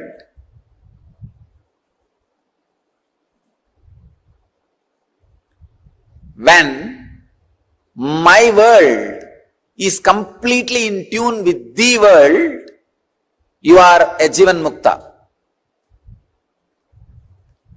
When there is no conflict between my world and the world, please understand, people who are always going around the world are caught in agitation, anger, stress, rajas. People who are completely caught in my world sometimes can miss the world. Here, Ganesha is successful not just because he was centered on my world, he was centered on my world which was in tune with the world.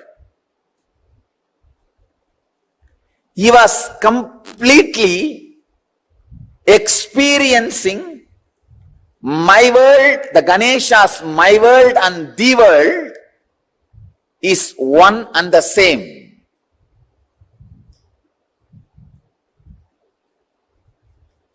Ganesha's my world and the world has become a solid experience for Ganesha. Understand? Ganesha's my world and the world has become a solid experience for Ganesha. I'll give you a clear picture. How ordinarily people are caught between my world and the world and start preferring between these two, someone. When you start preferring the world, your whole life ends in depression. You are drained in my world. When you start preferring my world, sometime you can lose your balance and get into some fantasies and whims and fancies. My world should expand and grow and completely should be in tune with the world. Ganesha,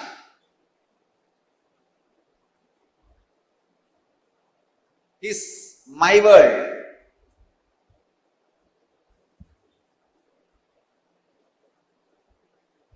And the world.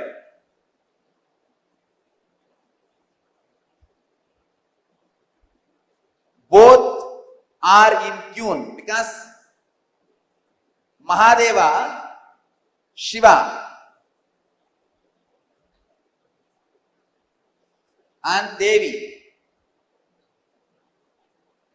Please understand, Shiva and Devi are really the world, and Ganesha also experienced Shiva and Devi as my world. Please understand, they were really cosmos, and he is also experienced them as cosmos. So the my world and the world has fallen in tune as the experience of Ganesha. So he going around Shiva and Devi is literally going around the world. Even though he said he went around my world, in his case the my world is the world. Usually human beings who give preference only for the world become extraordinary materialists but end up in spiritual poverty. Spiritual poverty, depression, utter depression. Same way, people who prefer only my world sometimes end up in hallucinations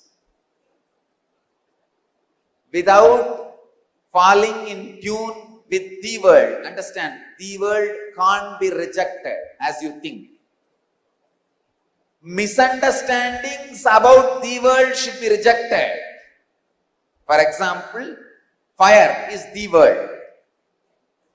Your fears and misunderstandings about fire should be rejected, not fire itself. You can't reject it. Its existence cannot be denied.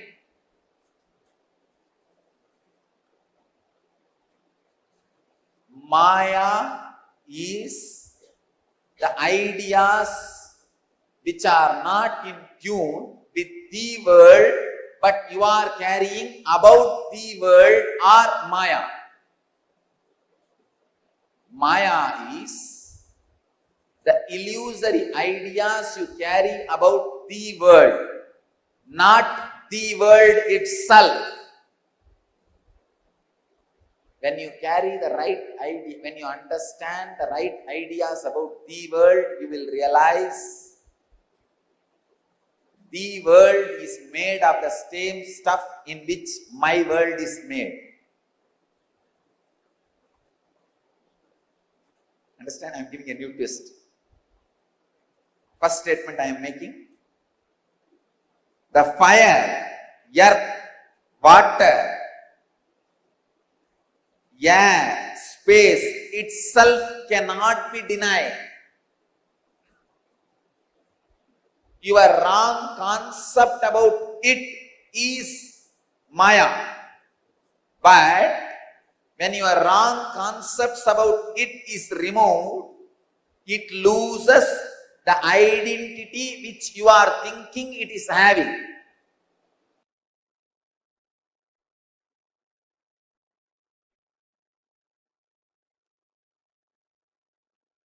One example. The fire. You have fear about fire. That fear is called Maya. But fire itself is not Maya. When the fear is completely lost in you, when you are in tune, suddenly you realize what stuff is a base material for you, same stuff is base material for that. You are in tune already. You can play with it, conquer it, go beyond it.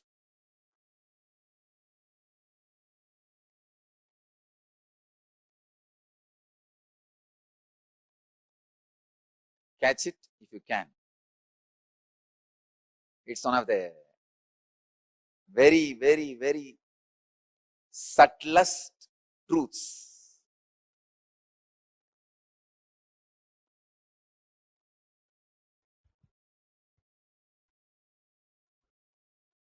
The discrepancy between my world and the world in ideological level is conflict. Discrepancy between my world and the world in practical level is poverty and failure. The discrepancy between the my world and the world in the emotional level is depression. The discrepancy between my world and the world in the conscious level is illusion.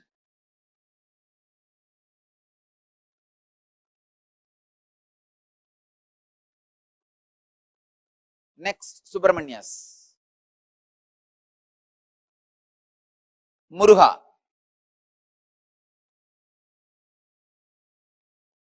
First, he goes around the world. As usual, when you go around the world, you will get into an intense rajas. In that extraordinary rajas, when you claim the victory, he comes back to see already somebody has won the game. It is like, we have a very beautiful story about Bharata, in whose name the whole Bharat is named. He suddenly felt he should conquer the whole world and conquers, reaches the peak of the Meru hills, which is mythological basically in Hindu tradition, to establish his flag. When he goes there, suddenly he finds 10 million flags are there. Means before him 10 million people have conquered the world. All their flags are there. He felt, oh God, where did I land? Then Brahma appears and says, oh my son, do not think you are the first one to conquer the world. Before you, millions of Bharatas have come. Millions of conquerors have come. All of them have conquered this world and claimed it is theirs, it is theirs, it is theirs. For this period, you are claiming it is yours, that's all. Then Bharata realizes, wow. That realization, click, makes him go for doing tapasya. And in that tapas, he becomes enlightened. How to be in tune with the world and my world.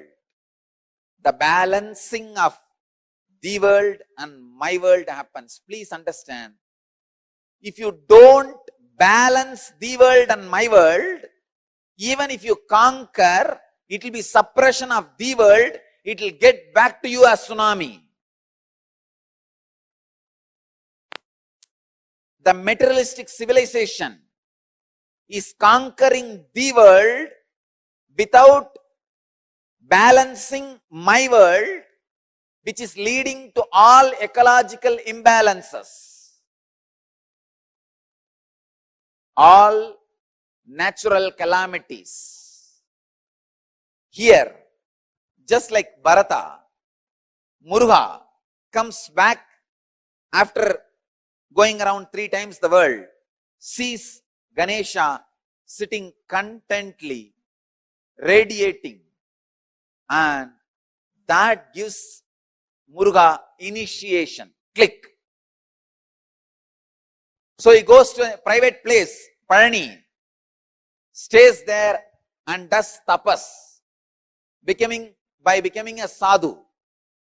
He becomes a sadhu, leaves everything, goes there and establishes himself in my world. When he is in tune with the world and my world, in the tapas in Palani, he becomes enlightened and starts radiating enlightenment to the world. Understand? The world and my world. You need to understand the whole story in right angle. Don't think he went and stood there in anger and Avai came and sang some songs and then he went away back to Shivan. It is a cinematic version. Exactly this is what has happened. Subramanya, when he sees just the success in the world is not the ultimate. You need to balance, understand, tune with my world and the world, then conquer, then go beyond.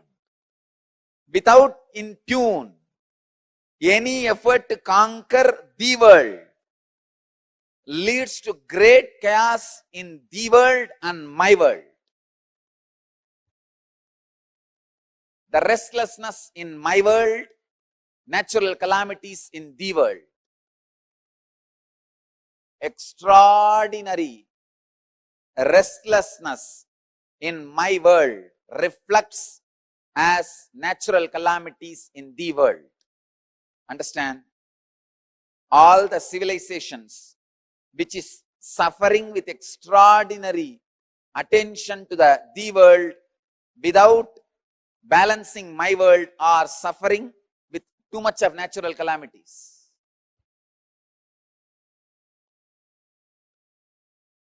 If you study, you will understand this truth. Natural calamity means the whole civilization is too much about the world. The balancing of my world is not happening. History should be in tune with mythology. Logic should be in tune with emotion. Facts should be in tune with truth. Binary should be in tune with zero. Understand? The binary logic, linear movement should be in tune with circular movement, logic based on zero. The Indian rishis were able to discover zero just because they were able to understand the secret connection between the world and my world. Only a person who can comprehend the deepest secrets of the world and my world can comprehend the power of zero. Zero cannot be mathematically understood.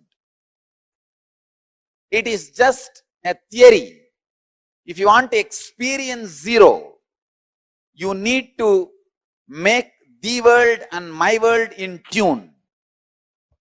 Tuning my world into the world is the samyama you are expected to do to fall in tune with the elements, fall in tune with the nature by Patanjali. I think this is a very sharp truth, very sharp concept. If you just understand this one story, Ganesha going around and Subramanya going around, you will see, are you going around the world or my world? Are you too much centered on my world or the world? Second, is your my world is really in tune with the world?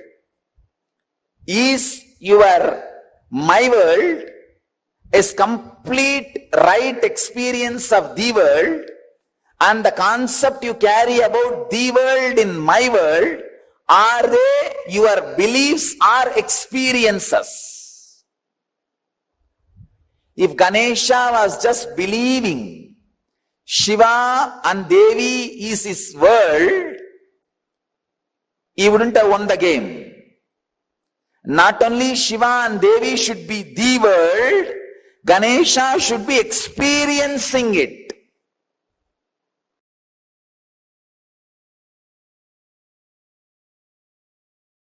Listen, completion with yourself is more like a spiritual practice.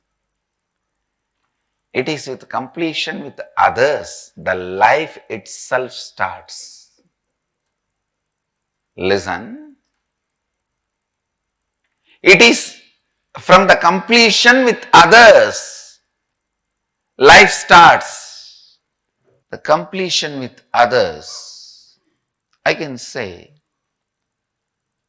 this was the greatest contribution of Vivekananda.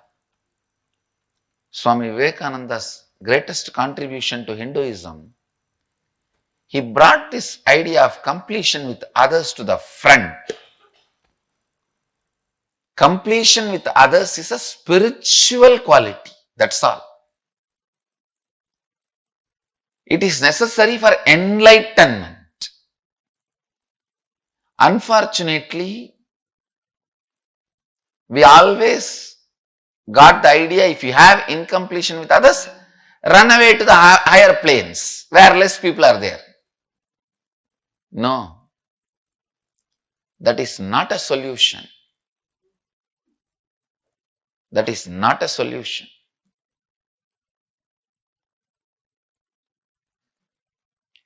Completion with others is the basic necessity, the basic quality you need for enlightenment.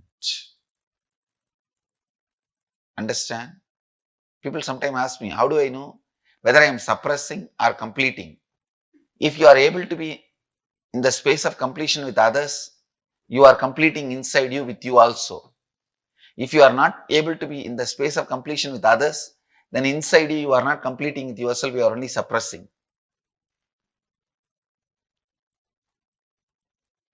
So the scale to find whether you are completing or suppressing, completing or brooding over, completing or waiting for a chance to take revenge.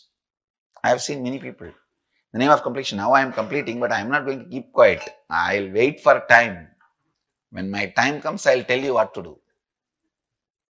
I will do what needs to be done. Completion with others is a spiritual practice. Completion with yourself is like Mahadeva. Completion with others is like Devi. Devi is required for the life to happen. That is why in all our temples, I have put Devi along with Mahadeva. I have not put Devi as a separate deity.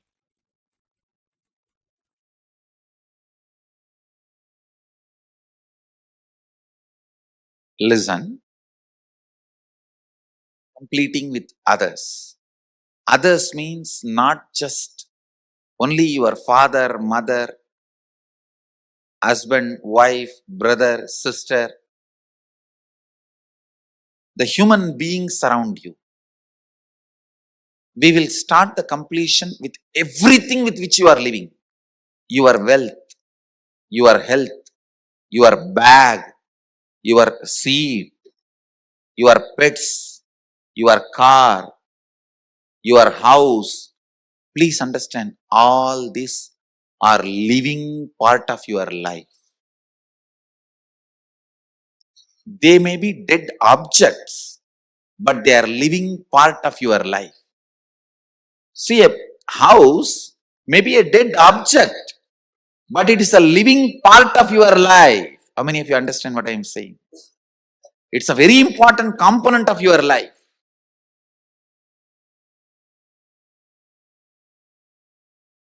First, we will start completion with all the human beings with whom we are living.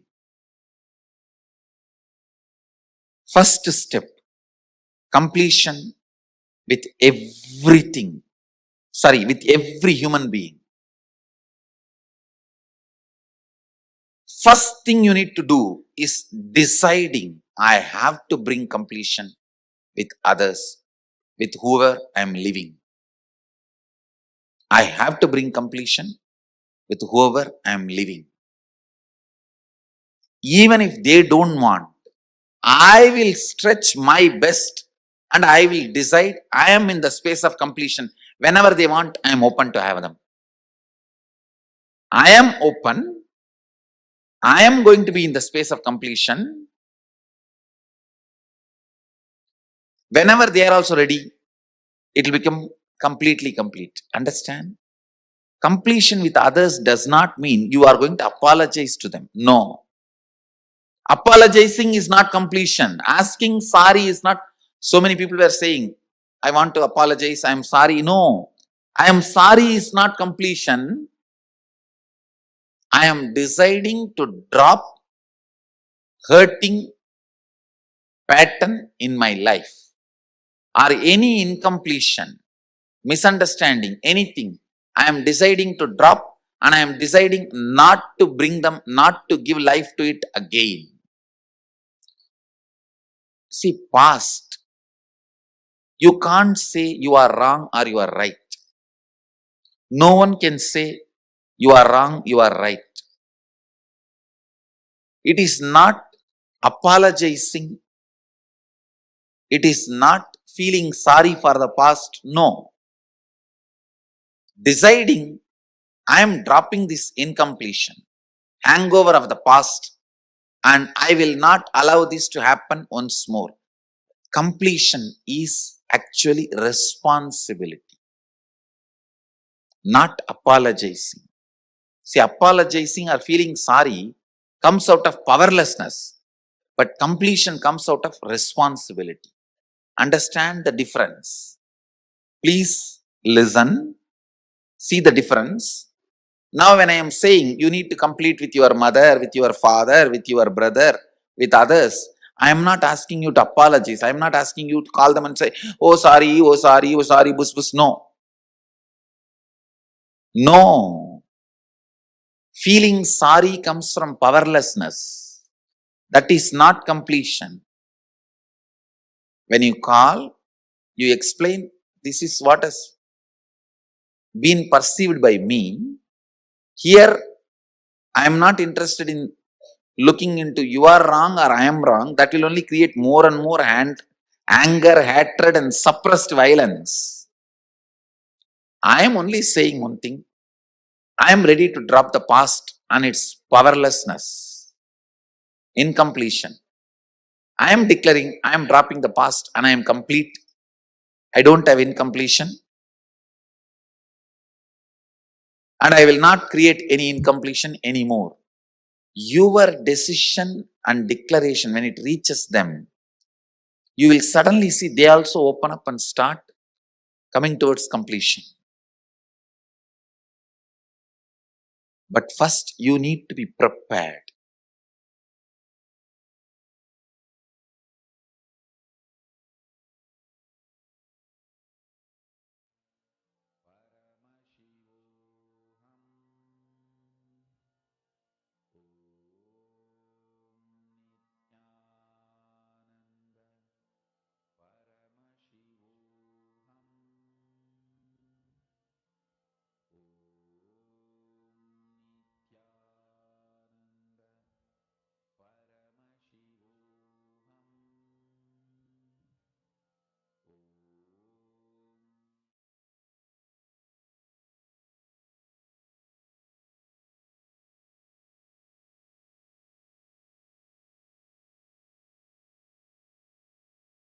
If you understand this one truth, you can master all the life energies. Please understand. If you can master your life energies, you will master your destiny. Not just internally, even externally. You can play over everything around you. Mastering your life energy is the fundamental principle for any success. Without mastering the life energy, any success you taste or you think you taste is accidental, or unknowingly you have mastered one or two life energies. Because of that success has happened. Listen carefully. All success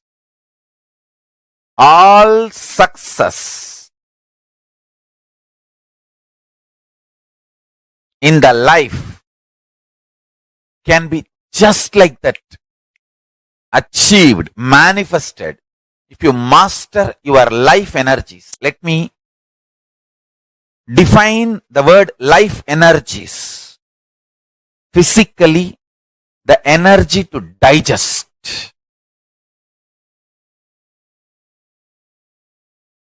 Psychologically, energy to tolerate. Emotionally, energy to sacrifice. Understand? All these are directly connected to Manipuraga. All these three.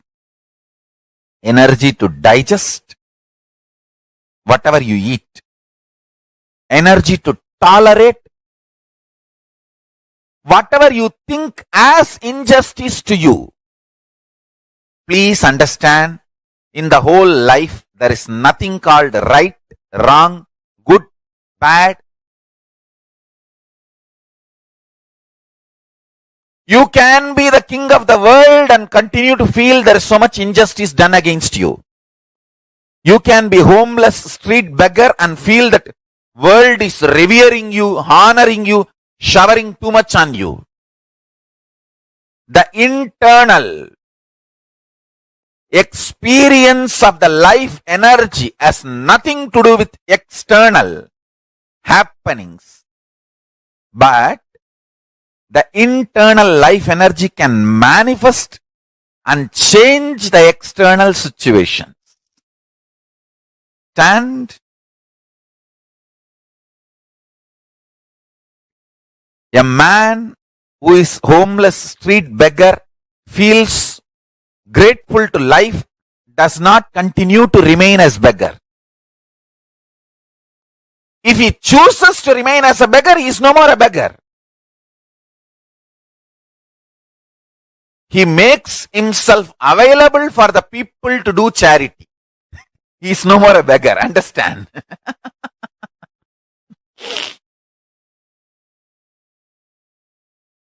Listen carefully.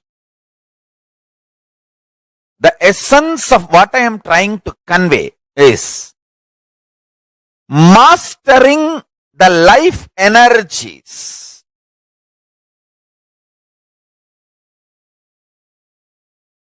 I am going to talk about the Sankhya, multi-dimensional logic of life energy. Ability to digest, ability to tolerate, ability to sacrifice,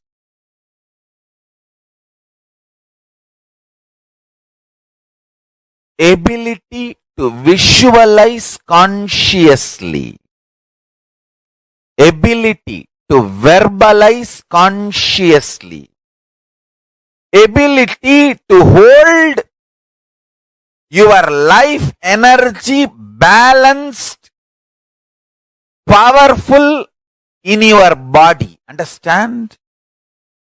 We all hold ourselves powerfully, maybe for 3 minutes. 3 minutes is too much, too long maybe for some people. Ability to hold your life energy powerful for a long time. I tell you, there are different kriyas in Hinduism to make each power, each life energy to manifest completely. For example, if you sit and chant Bhagavad Gita, the life energy in your stomach, the ability to digest and ability to tolerate and ability to sacrifice will be kindled like anything. The same Bhagavad Gita chanting. If you sit with a group and chant, it will not only kindle the energies to digest and tolerate and sacrifice, it will also kindle the power of visualization. Understand?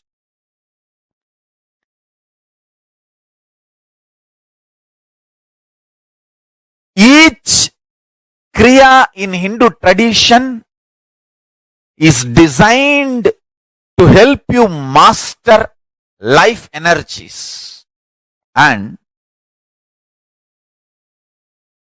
everyday puja is like your own reserve bank for life energies. Atma Linga is like a governor's signature. You can sign in any $1 billion note using Atma Linga for your life energy to manifest in you. Understand?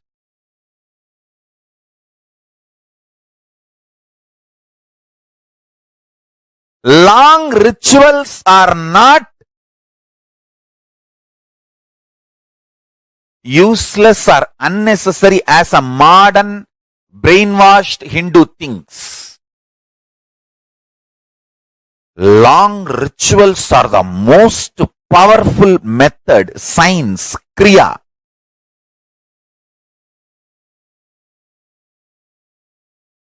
to awaken all the life energies. See, totally we have 21 life energies. I will describe all the 21 like a fundamental principal forces of life, like gravity, how all these are fundamental forces, principal forces externally.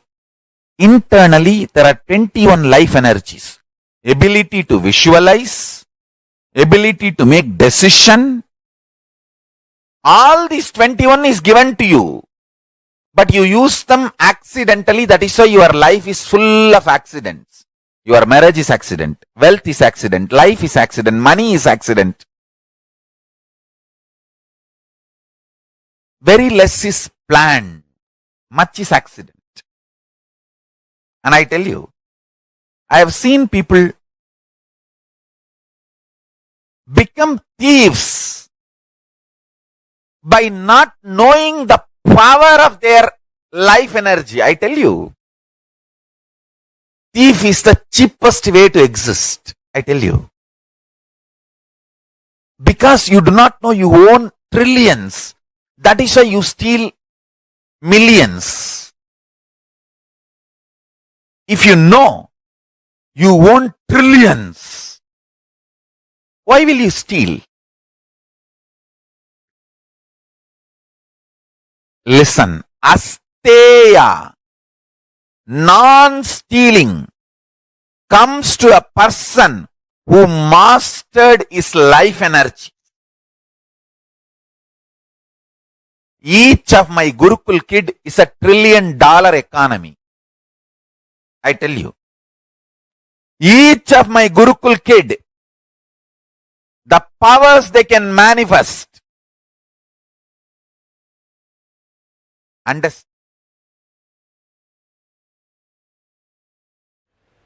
Let me define Kundalini exactly, especially for the sake of newcomers.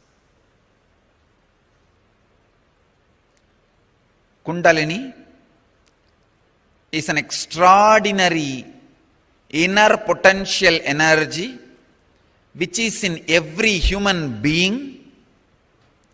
Once awakened, not only can bring tremendous physical health and mental health and emotional fulfillment, can bring extraordinary powers, can manifest extraordinary experiences and powers in your personality, extraordinary joy in your personality. Please understand,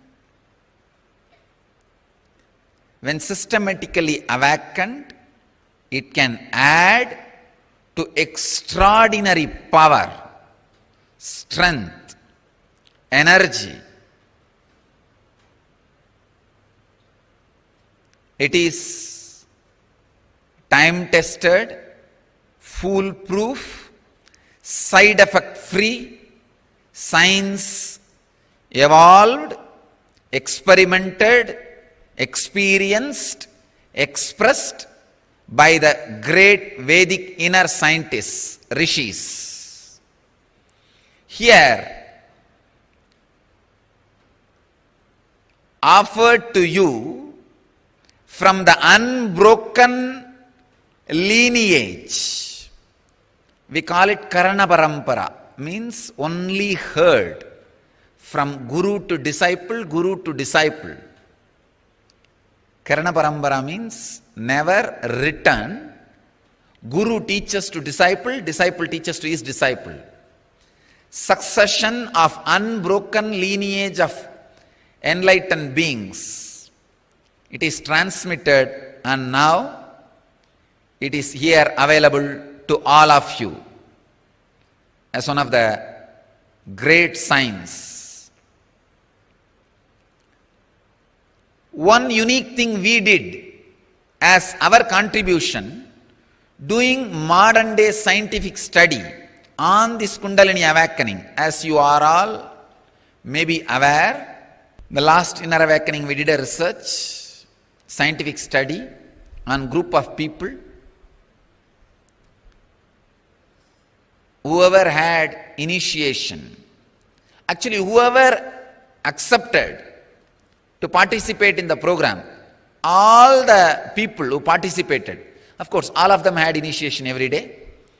Within 18 days of Kundalini awakening initiation, all of them had 1300% of increase in mitochondria cell energy level, which is groundbreaking, earth-shattering, because maximum the mitochondria cell energy level can be increased by any available drug, therapy, yoga, exercise, only 30 to 40%. But this process has increased the mitochondria energy level to 1300%. I think this doing scientific study, validating it and presenting it to the world. All the participants who participated had this experience. This is what is our contribution.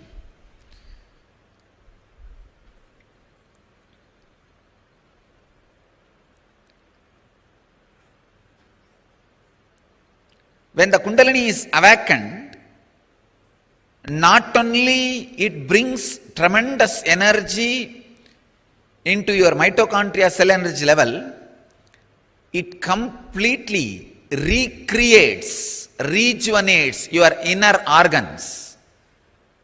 I will now continue my studies and prove how this Kundalini awakening heals, replaces, replenishes, rejuvenates, recreates the organs. Please understand, I am making this statement very consciously. Even the internal organs are recreated by the Kundalini awakening. And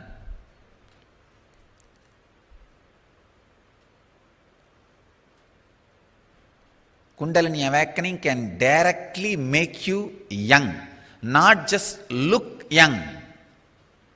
It can really make you young. Because the mitochondria cell, if it becomes old and tired and starts dying, that is the aging process and death process. When the mitochondria cell energy is drastically improved, the degradation, deterioration and death of the mitochondria cell energy is stopped. So naturally it becomes anti-aging. The aging process stops. Not only you will look younger, you will be younger. This is the best technique to grow young.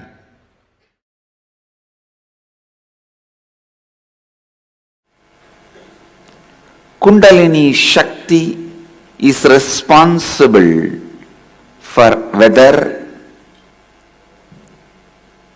you experience emotional fulfillment, bhakti, devotion. You experience enlightenment through devotion, or you experience enlightenment through knowledge. Through knowledge, wisdom. You experience enlightenment through your logic.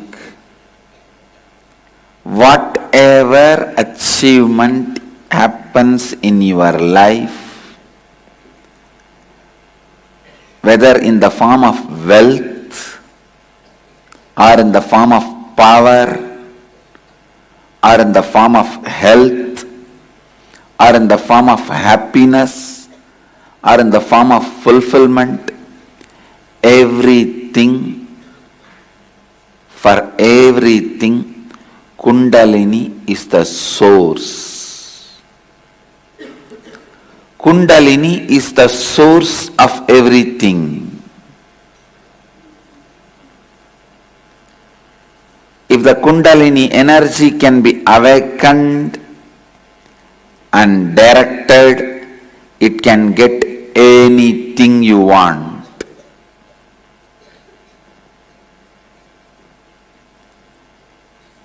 It can get anything you want. Listen to the deeper secrets of this Kundalini. This Kundalini is the bridge between man and God. This Kundalini is the source of the energy in all of us. This can be awakened by various methods, including fear and greed. Even fear and greed awakens the Kundalini, but every time it weakens also. It is like a Kundalini is described as a sleeping snake in tantric traditions. Each time your fear or greed awakens Kundalini, it is equivalent to throwing a stone on the snake and making that snake hiss. Yes, when you throw a snake, it wakes up. It's awakened, but also weakened. You can awaken the snake. You can wake up the snake either by sound,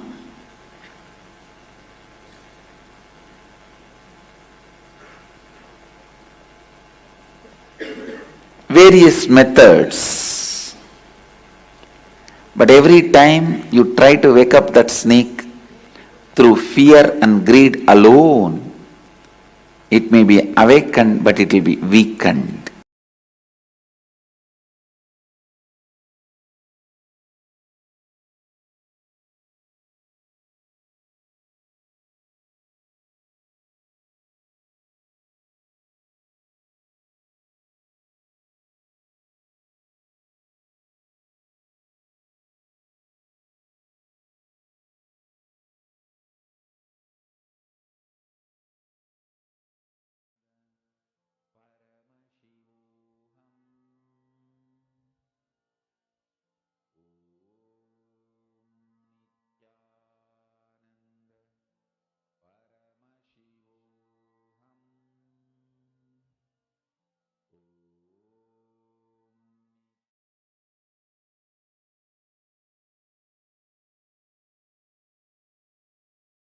awakening non-mechanical parts of the brain is what we call awakening the Kundalini Shakti.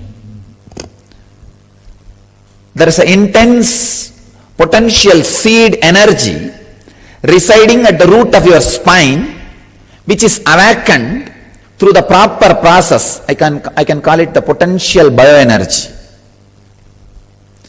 Through the proper process, when it is awakened, your whole body, whole brain, whole mind becomes alive, and you have access to the energy field, the energy mandala of your own body, energy circle of your own body.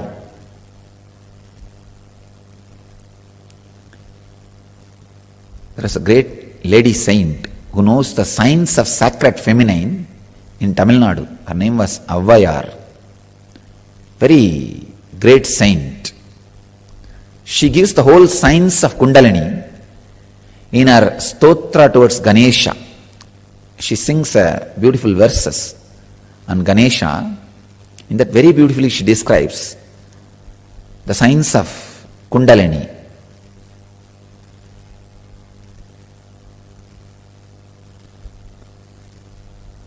Just through the process of air, how to awaken the fire of Kundalini Shakti in your body and experience the ultimate success in the outer world and in the inner world. If your non-mechanical parts of the brain is awakened, the first side effect of it will be the huge outer world success. Not as a main effect, side effect. The main effect will be enlightenment itself.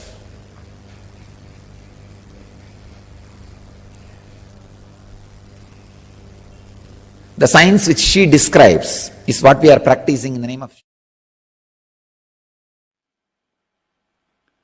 Kundalini is your possibility. You letting your possibility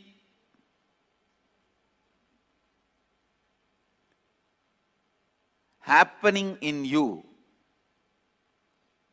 You trusting your possibility without self-doubt.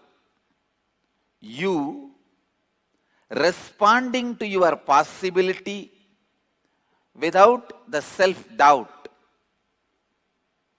is Kundalini energy. Please understand.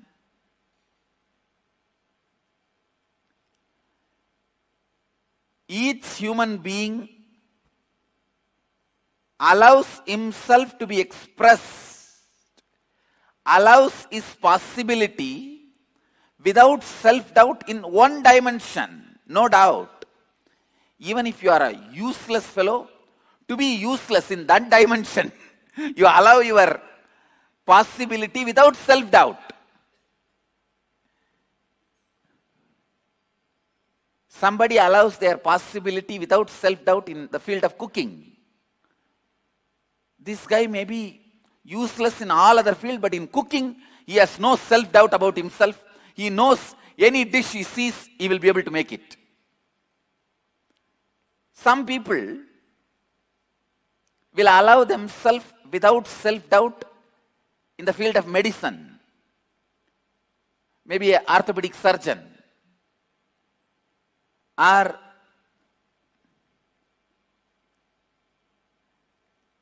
general physician or eye specialist or dentist. Somebody may express their peak possibility without self-doubt in the field of law. So every human being expresses his peak possibility, allows his peak possibility in some one field without self-doubt. It is not that you don't express in any field at all. No, then you can't be alive.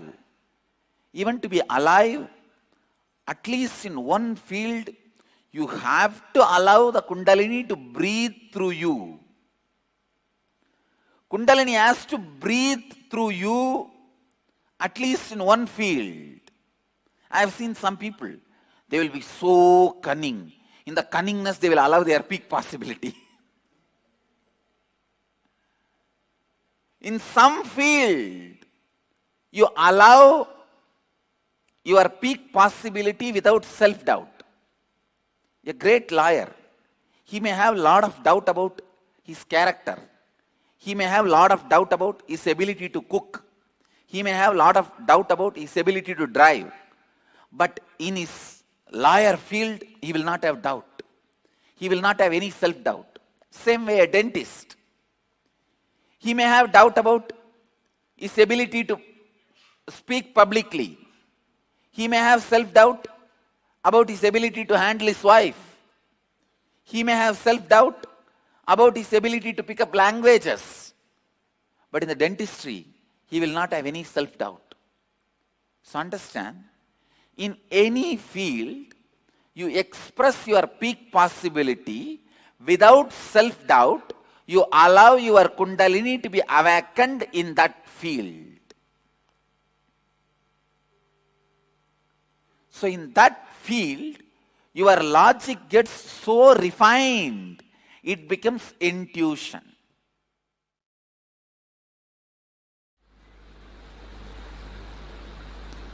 Listen.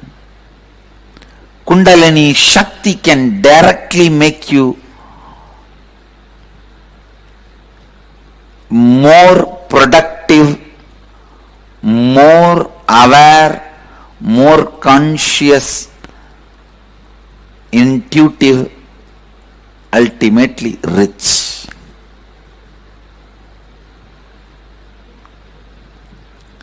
It will take away the low idea you carry about you. It will take away the lower self-image you carry about you. It will show you your possibilities. It will show you the power of your intuition. It will awaken your intuition. It will awaken your intelligence. You will forget tiredness and boredom. You will do smart work, not just hard work, smart work. And with this smart work, naturally you will see you are more active, alive, productive in your job, in your business, in your day-to-day life. See, if I say what all ways Kundalini will be useful to you in your day-to-day life, it will look like if you win a lottery of 100 crore, you can buy a best shaving blade,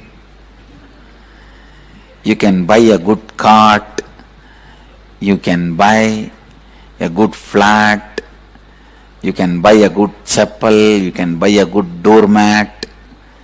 If I make this statement, how funny it looks. That is exactly it will look if I say what all you can do with Kundalini energy. You can just do anything. You can just do anything.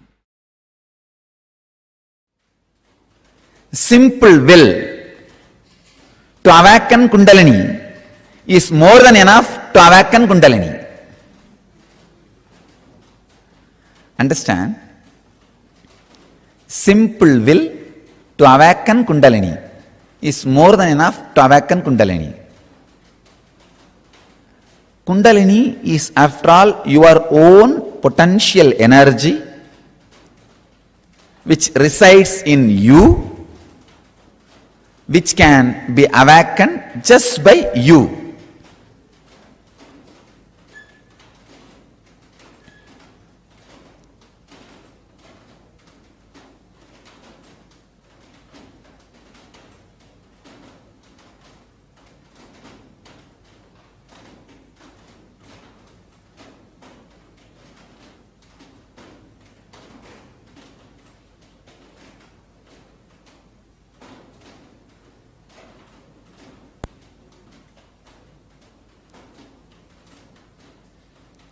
simple will and instruction to yourself that let the Kundalini be awakened can be the straight technique to awaken the Kundalini.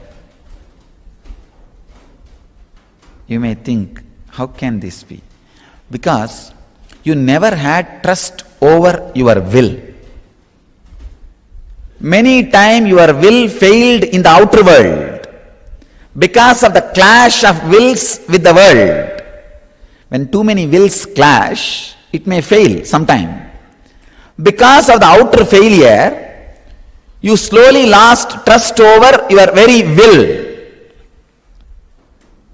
Understand? In the outer world or in the inner world, the will fails only when the clash of wills is there. Because you failed in the outer world will, you lost trust over your will even in the inner world. I tell you, simple will can awaken your Kundalini Shakti intensely.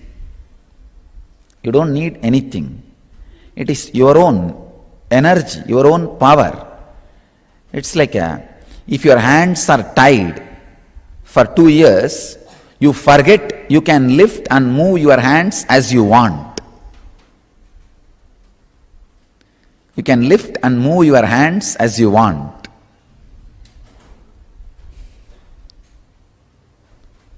I tell you,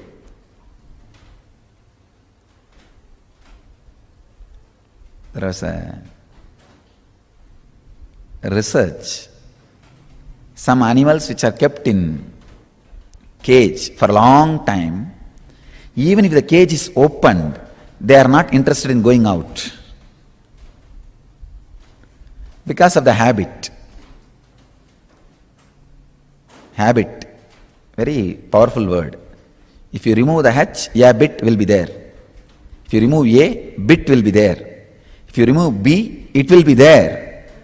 Only if you remove the I, it will die. That word itself shows the strength of the engram. Simple will is powerful enough to awaken your Kundalini.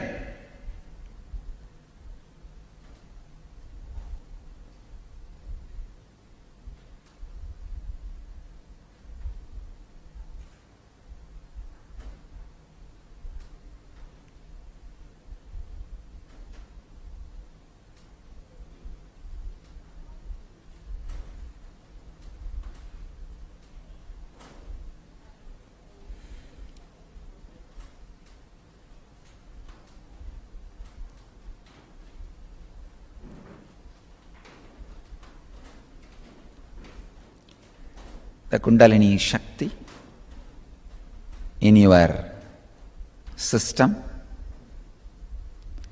waiting to listen to you. It's not that you need to do something big. See, you need Kundalini because you don't have energy. You need to have energy to awaken Kundalini means it's just unfair. So all you need to awaken your Kundalini is simple will. Fuel has to be right.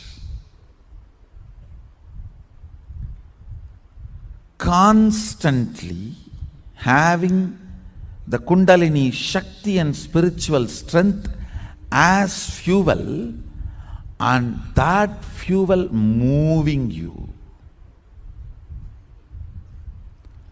And when that fuel moves you, every small action you do will be power manifestation.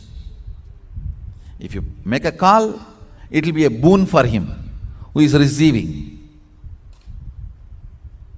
If you answer a question, it will be a solution for that fellow. I tell you, create that kind of a intention, understand? I am already creating that energy field. You just need to create an intention so you can be part of this field. You can be part of this energy field. If morning spiritual routine makes you fresh, alive, healthy to run your whole day, then understand your fuel shifted, your system has settled with the new fuel, Kundalini energy.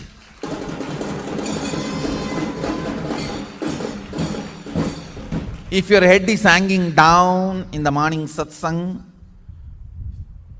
and if the morning routine is making you tired, you feel it is making you tired whole day, then fuel change is not yet settled. Go and serve in Goshala and do alankara to the deities. That too can help you. I tell you really, if somebody misses the morning routine, we should make this as a rule. If you miss the morning routine, how much ever time you missed, go to Goshala and serve the cows. Go Seva is the only way. Or go to temple and do alankara of the deities. That's the only way you will get back to that fuel change. Fuel change should get settled in your system. Awakening Kundalini is not good for married couple. Don't worry, it is good. Nothing wrong. Nothing wrong. Tea, alcohol, sex should stop who practice Kundalini. Nothing like that. Say, awakening of Kundalini, you may drop alcohol, but other than that, nothing like a tea, coffee, the regular married life, or nothing will, it's nothing, no way involved in that. So don't worry, Kundalini can be awakened for all the people. This is Madhuri from Jaipur, Rajasthan. Swamiji, I am learning physical exercise, yoga and martial arts from last 2 years. We learned some techniques in martial arts. That if, like somebody hold your both hands, then how we can take out our hands easily from the other person's grip. In this technique, the person who wants to take out his hands out of the other person's hand grip will put a force in outward direction to the point where the hand is weak, towards the thumb side. Before, when I used to practice the technique and hold the other person's hand very tightly, since they know the technique, they used to take out their hands very easily. Now I am doing Nitya Dhyan and listening to live satsang regularly by your grace. Just 2 days before, on 13th January, I practiced the same technique, but nobody was able to unlock my grip. Not even batchmates of my age. In fact, the senior most in my batch was struggling to take out his hand from my grip. Is this Kundalini Shakti? And if yes, is my Kundalini Shakti as awakened? Madhuri, it is the side effect of Kundalini Shakti, no doubt. And your Kundalini is awakened, no doubt. Two things. In the martial arts, when somebody touches you, if your Kundalini energy is more than their Kundalini energy, even if you don't attack them, they will just fall. They will be completely shaken. The martial arts is more Kundalini energy based. The other day I was seeing a video, a Chinese master. He did not touch even one person, but he was fighting with 20 people. All 20 were rolling on the ground. He did not touch even one person. So what you see here,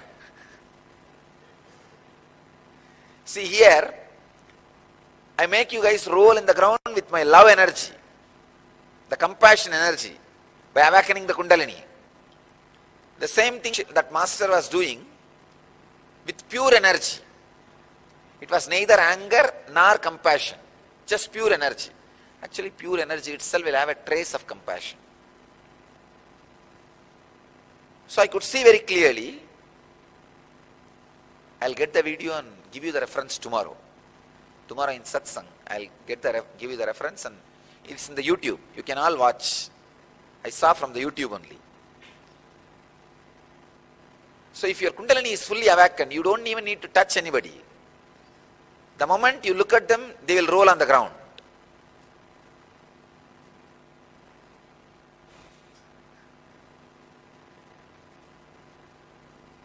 So your Kundalini is awakened. That is the reason nobody is able to unlock themselves or defeat you. Madhuri, you are on the right direction. Please enjoy.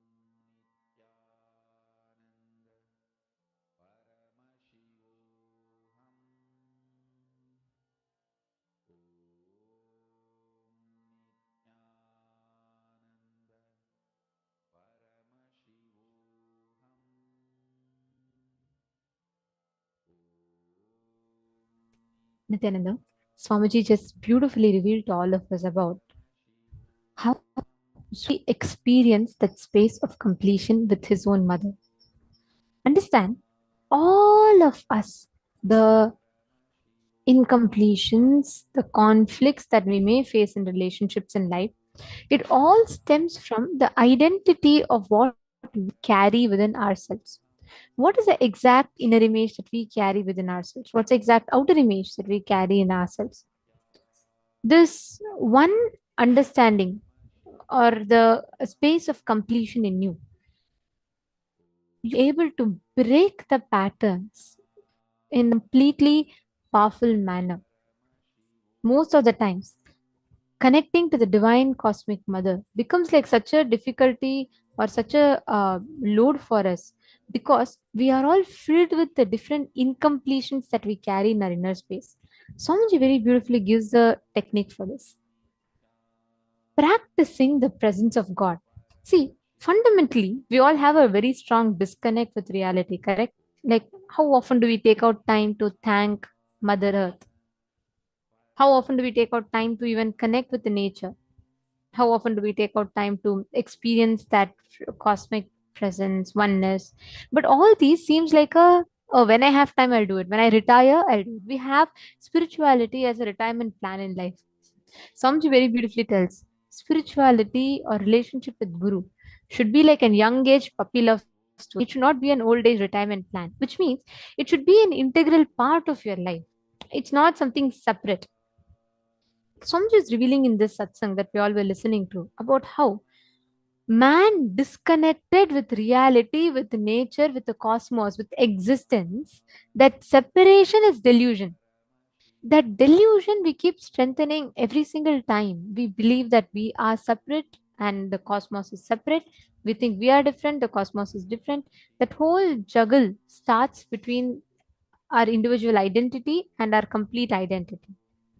And this is what Swamiji very, very beautifully explained to all of us. Now, we're going to be learning about a very, very powerful technique using which you can practice the presence of God. Using this technique, you can experience the divine itself. You can connect to the divine. You can experience that space of oneness with the divine. So let us listen to this technique and don't miss this. You will get to hear some of the most amazing stories from Swamiji's own life personally.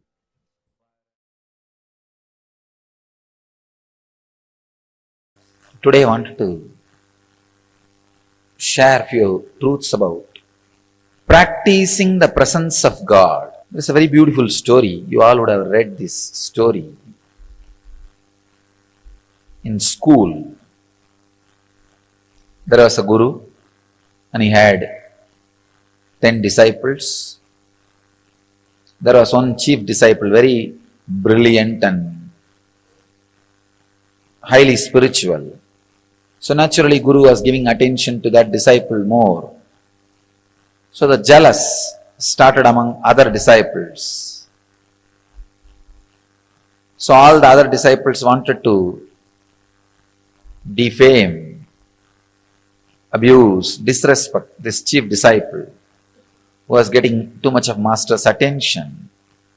Somehow they wanted to move him out of master's attention. Master also observed.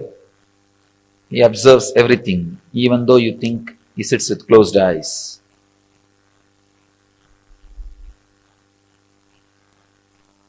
He observed what goes on, all the absurdity which goes on when he is with closed eyes, or when people think he is with closed eyes.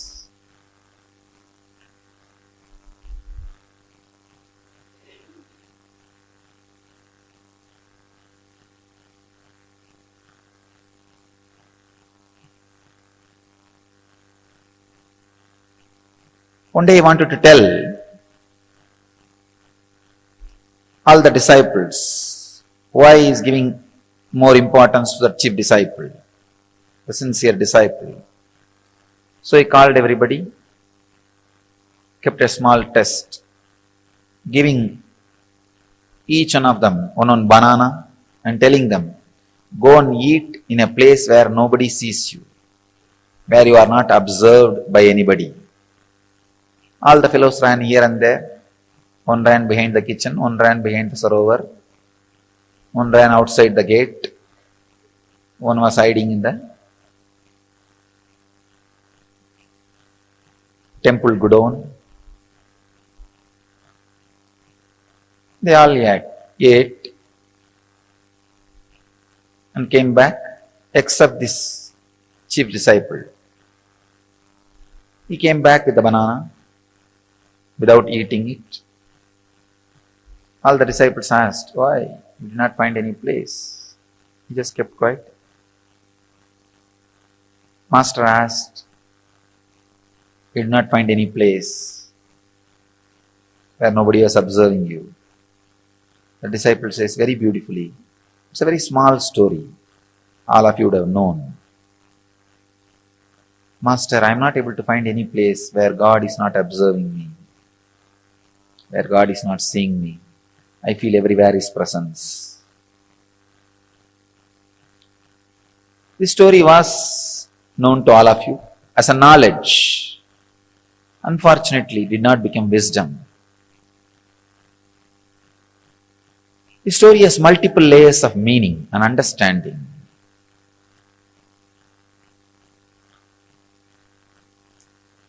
First thing, there is no shortcut for spirituality. There is no shortcut for enlightenment. There is no technique for enlightenment. Technique means shortcut. There is no shortcut. You have to iron out your 24 hours with a clear understanding of practicing the presence of God in your body, mind, actions, in everything. The clear, intense awareness has to be imbibed.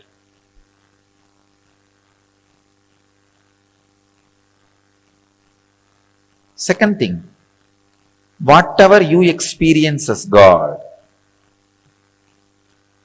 when you experience me, some will have 30% fear and 30% love, 30% confused emotions. Some will have maybe 50% fear, 40% confused emotions. Some will have 100% fear. Some will have 100% love, no fear. Different ways you will be experiencing the Guru. Whatever you experience as Guru, that's what your experience as God. You have no other experience.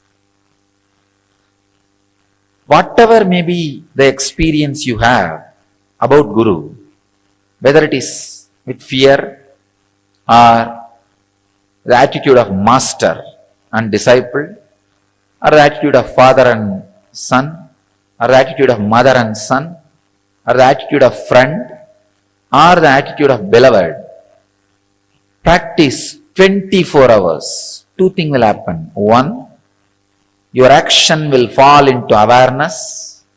Second, that fear, whatever the lower experience you have about the Master, will extinct, will be burnt away. The percentage of fear you experience with me will be burnt away. The percentage of other emotions, except pure surrender you experience with me, will be burnt away. These two things is possible only by practicing intensely the presence of Guru, practicing the presence of the Master. When you sit in your office, think, this place is owned by Swamiji. How Swamiji will maintain this office? When you sit and talk to people, if Swamiji is here physically, how will I talk? When you do Guru Puja, when I am here physically, just remember, if he is sitting with open eyes, how I will do?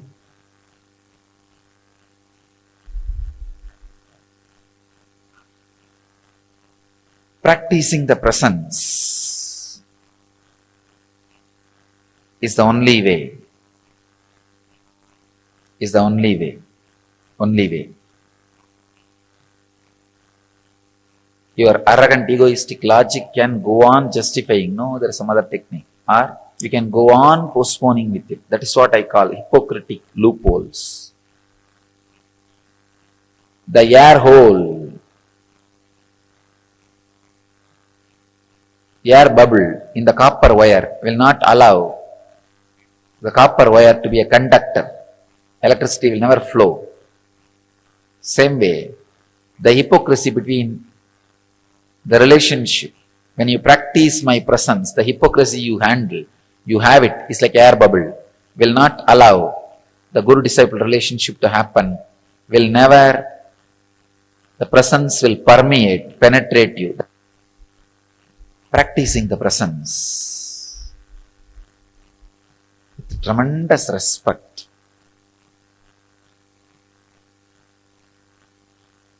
is the only way. That is the only way.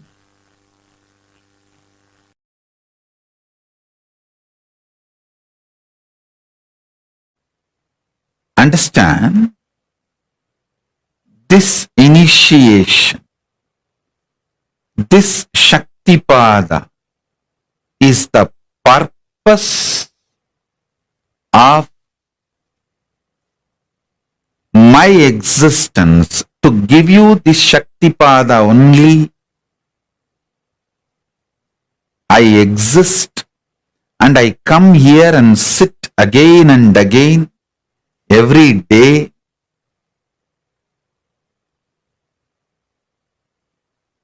This is the reason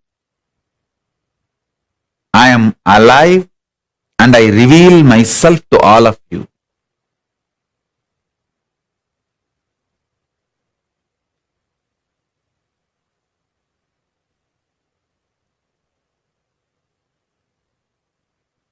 I sincerely bless all of you as living manifestation of Paramashiva, as Paramashiva. I bless you all and initiate all of you. Whoever decides to trust my revelation about me as Paramashiva,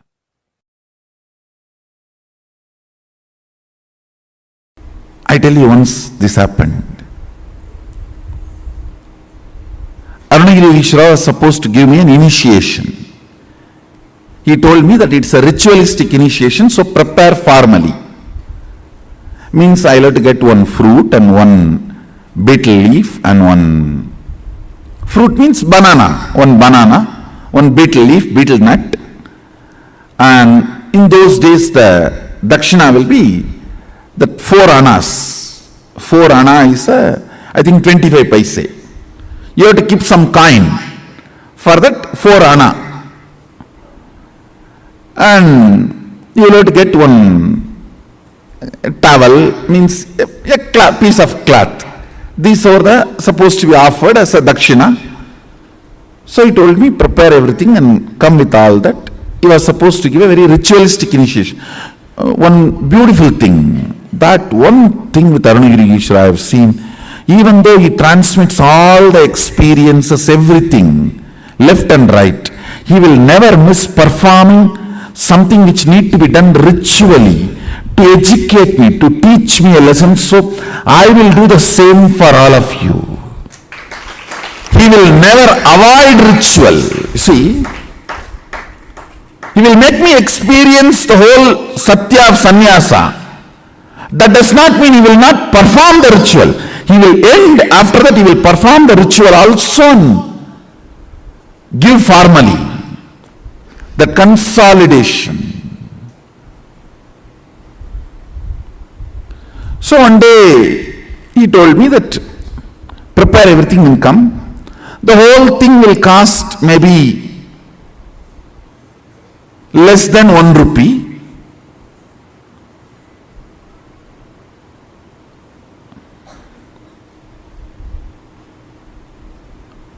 Because the towel, already I had one towel, means that Angavastram.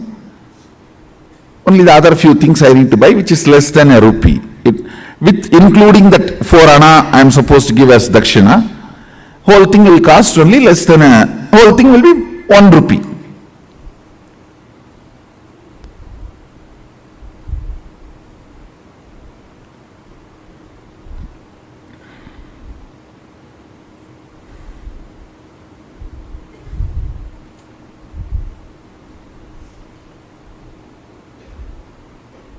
I went to my grandfather, he is the funder usually for all my rituals and all the expenses. I went to him and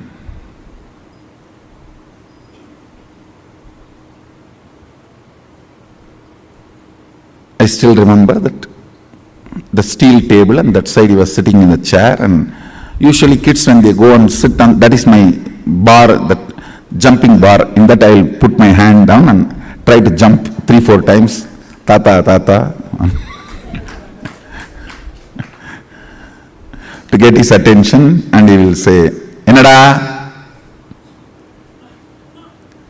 Samir Bhavantiya, means what Swami you have come. And then I said that like this I am going to have some puja and initiation, I want 1 rupee.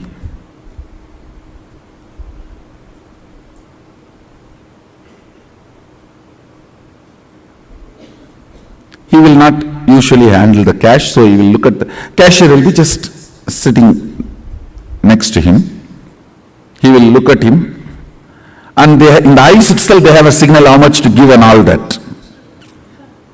And by now I had already studied the signal. If he just shows through the eye, only what I ask will be given. If he shows with a little smile also, then little more than what I ask will be given. All that signal now I studied. And if you stand on the table and jump few more time and nacharchify, in the Tamil it is nacharchify, means nagging, little nagging. Tata, innuvani tata, tata, innuvani tata. Means if you stand and nag, nacharchify, you will get 1 more coin or 2 more coin. And he told me that by the time before sunset come, before the sun sets, I am supposed to go to Aranirigishwara, so he has to do the rituals and give. I know now sun is going to set, I need to run. But I was standing there nacharchifying.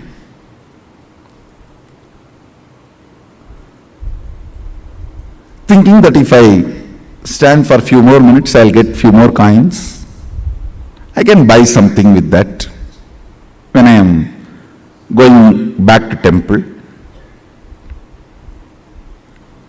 And as usual, when I stood there and nacharchify, nag, he smiled at that cashier. That fellow, Ayyo Baba, I have not seen a person like this. He will count such a way almost that he will tear that note, or almost half of the weight of that coin will go away the way he rubs. His name was Shanmugam, my grandfather's partner. And he will count, Ndada, Samervaya. Finally, he will put that coin. So because I was standing and nagging, I got a few more coins. I think 2-3 coins he gave. I took it and ran. By the time almost sunset has happened.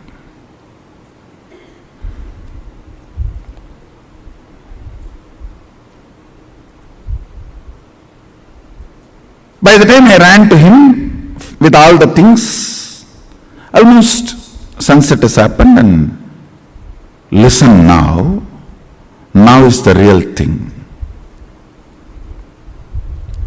Whenever I go to Arunagiri, first thing, a wide, broad smile, and he will stretch his leg for me to touch his feet. That's the way he will welcome me, receive me. Vada. He will stretch his leg with a wide smile. That is the way he will always receive. And I will run and touch his feet. That day, he did not stretch his feet. Smile was not, I will not say there was no smile, but I know it was a limited expression. And he did not stretch his leg. That's it. I know.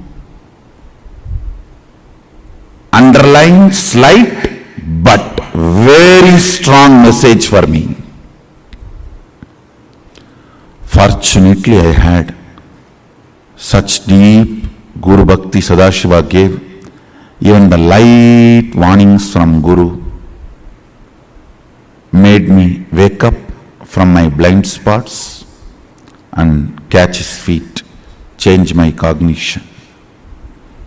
I should say, that's the biggest right thing, which is much more important than the initiation from Guru, which lifted me and made me experience oneness with him.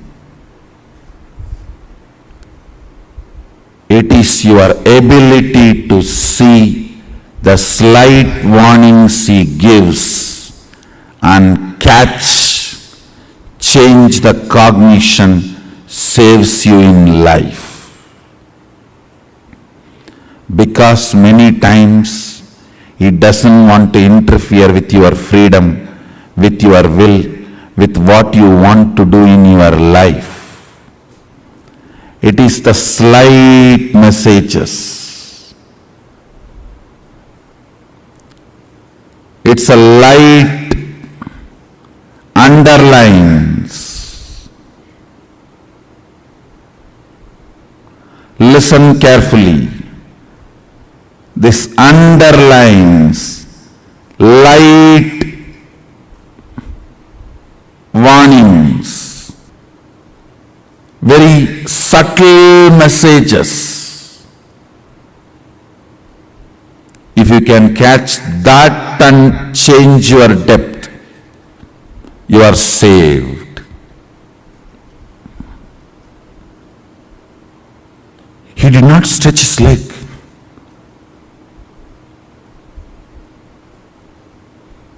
That is enough to shake me.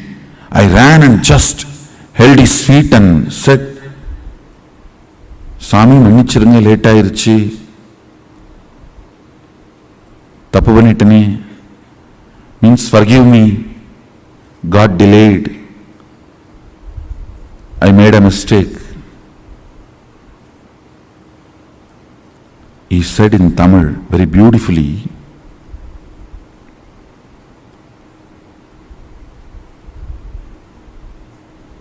இந்த சேவையை விட அதிக பணம் வேணுன்ற ஆசையினால தேவையில்லாமல் சரியான நேரத்தை இழக்கிற பரப்பா. He told me I am greedy for money. பணத்தாசையடா. It just shook me. Yes.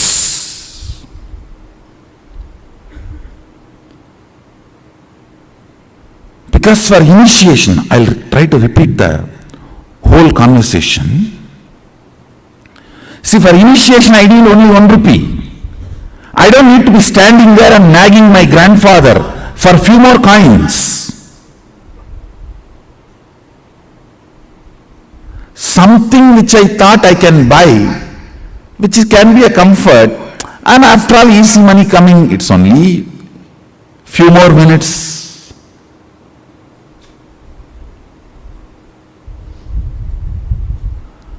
That casualness,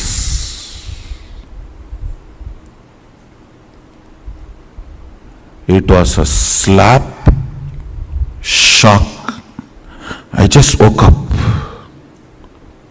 Oh God. Just these few coins.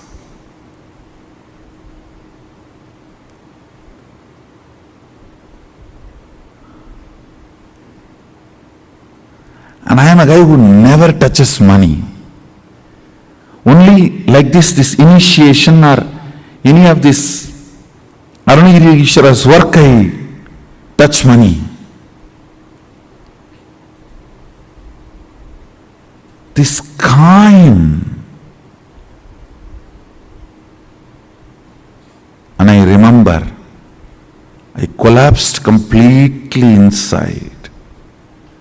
Fortunately, decided to choose the Guru, Arunagiri Ishwara, and dropped that remaining coins which was in my hand at his feet. Over. Never ever, even the casual greed.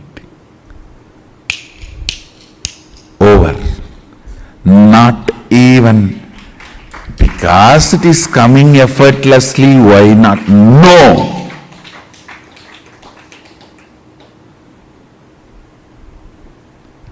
I should not even use the word greed. Even that casualness. If it is there, we can buy something. Even that cannot keep me away from my Guru.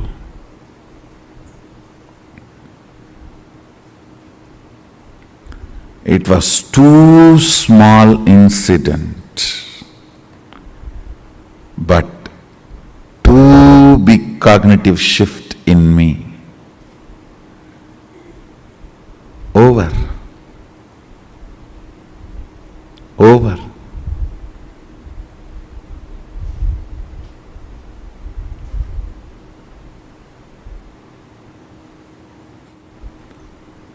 There are some messages which you cannot directly tell. If you directly tell, it will look like, oh, am I wrong? Is it wrong? You will get into defense. Then you cannot be taught. The cognitive shift will not happen. I can only underline. Even a casual desire for little money should not keep you away from Guru. I can only underline. I cannot directly give you. If I give this statement directly to you, you may get into defense. Then transformation becomes painful, difficult.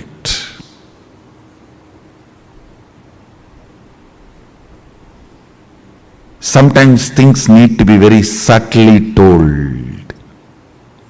You need to catch it.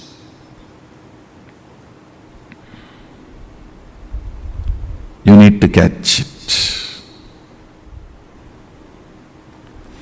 Only if you catch the subtle messages given by Guru, your cognition will be consolidated. Your cognition will be consolidated.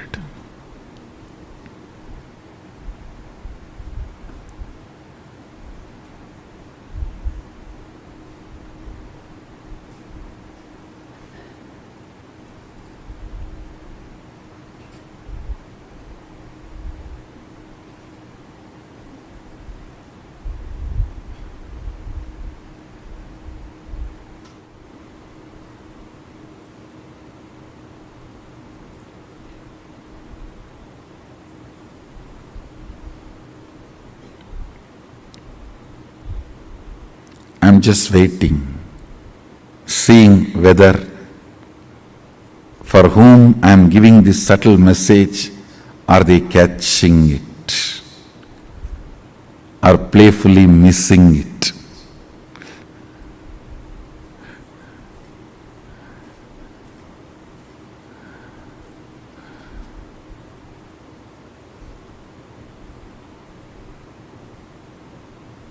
There are some who cannot be recovered.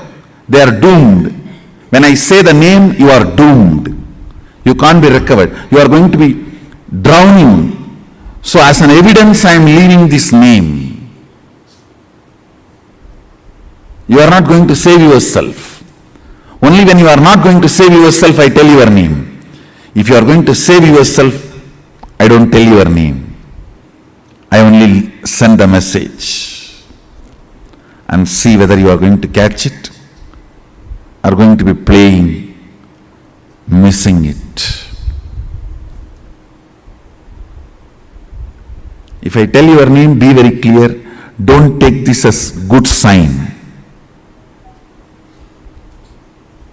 If I tell your name, don't think, oh, Swamiji told my name directly and advice. Praising is different. Sometimes I tell your name and praise, that is different. During the advice, if I tell your name, be very clear. I am leaving the evidence for the future to tell, even after Swamiji told he did not listen.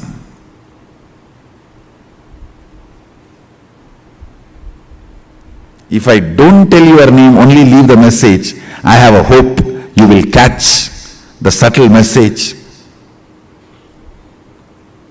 and consolidate, catch the blind spot even you are missing, which is inside you, and change your cognition. If I am telling your name, it means very clear, you are too arrogant. You are not going to change. I am telling your name so that the future, you will be the wrong example for the future to learn lesson from you.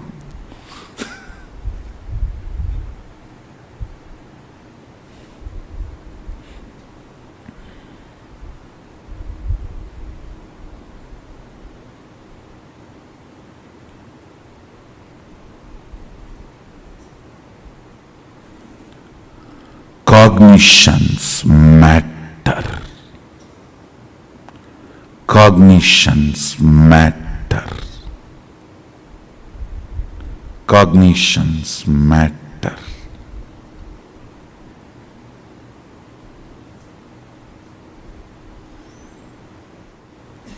Do you know the funny thing next? What happened when I collapsed at his feet? Dropping the coins.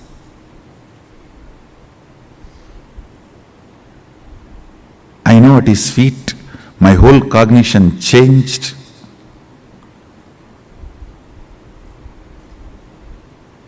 I was completely new.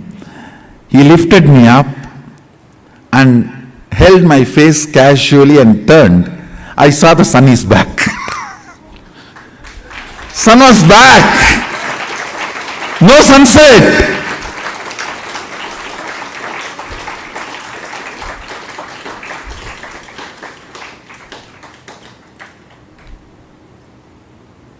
He smiled and said, getting sun back is much easy for me than teaching you with the subtle message. This was more difficult. The moment you become defensive with Guru, it is spiritual suicide. You are done. Nothing can be done after that. Sometimes if Guru tells directly, you get into defensive with Guru. Over. Bye.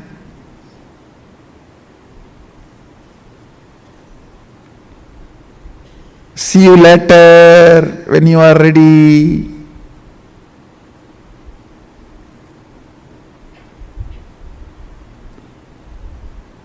Understand?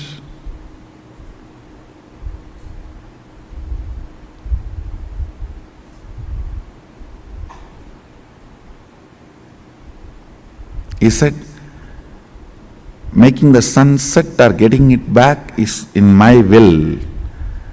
But you deciding to cognize my side or other side is your will.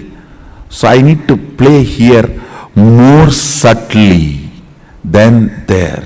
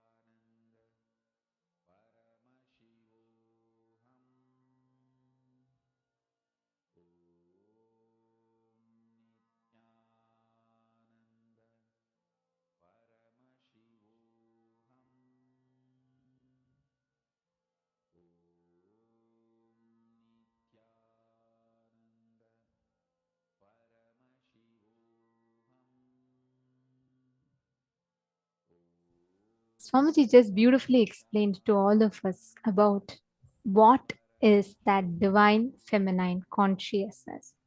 How you can practice the presence of God, sharing experiences from his own life. Swamiji is showing us by example how we can experience this in our everyday aspects of life. Now, to all the participants that are here with us, it is time for all of us to get ready to receive the darshan. Today, all of us are going to be receiving the darshan of Devi Parashakti.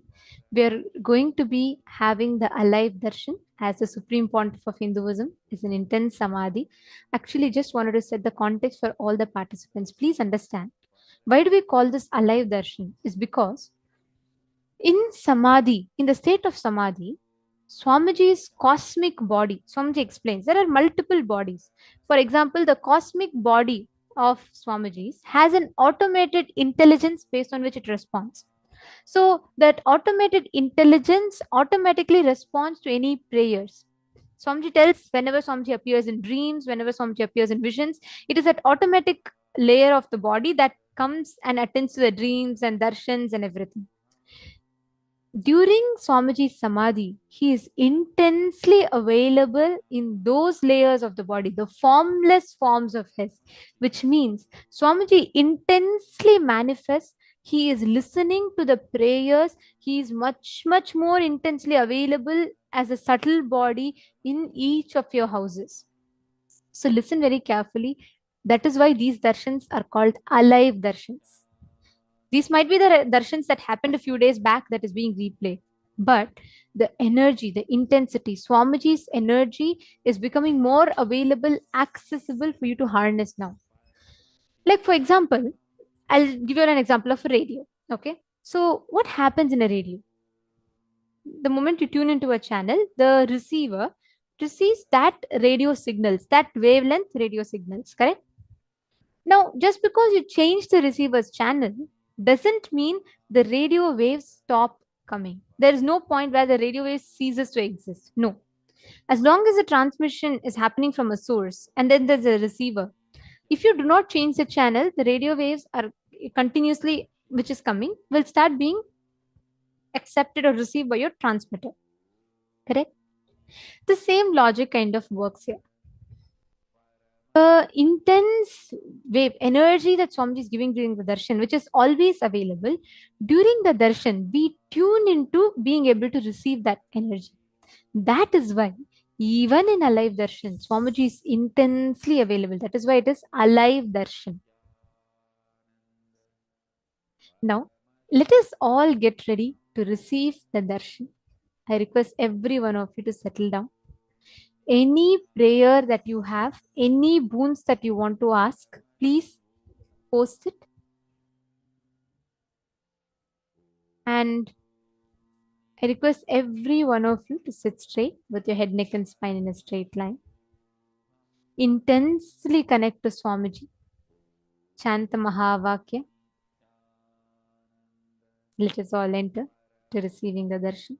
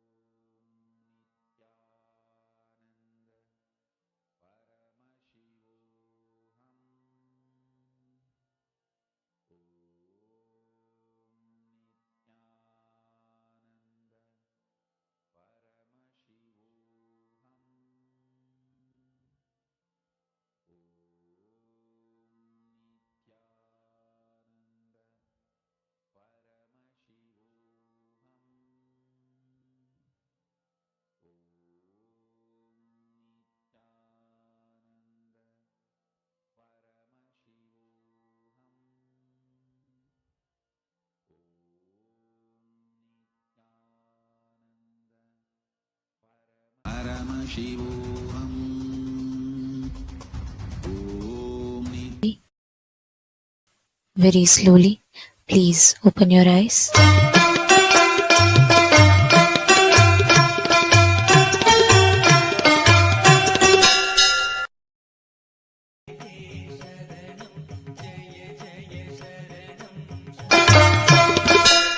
சிந்தூரம் குங்குமம் செவ்வானம் அவ்வானம் திகழவர் கதிரின் உதயம் தேசுமிகு மாணிக்க திரியேறு கமலம் அச்செங்கமலம் அஞ்சு பவளம் மந்தாரம் மழை நாளில் வரும் இந்திர கோபம் அவ்வண்டூரு மலையின் அரவம் மான்மதம் செங்குருதி போல் மலரும் மாதுளம் மாதுளம் சிதறும் முத்தம் செந்தீயின் வண்ணமெனவே சொல்லும் மேனியும் செப்பரிய அழகு வடிவும் சிங்காதனத்திலும் சிவனார் மனத்திலும் சீர்கொண்டு இலங்கும் எனினும்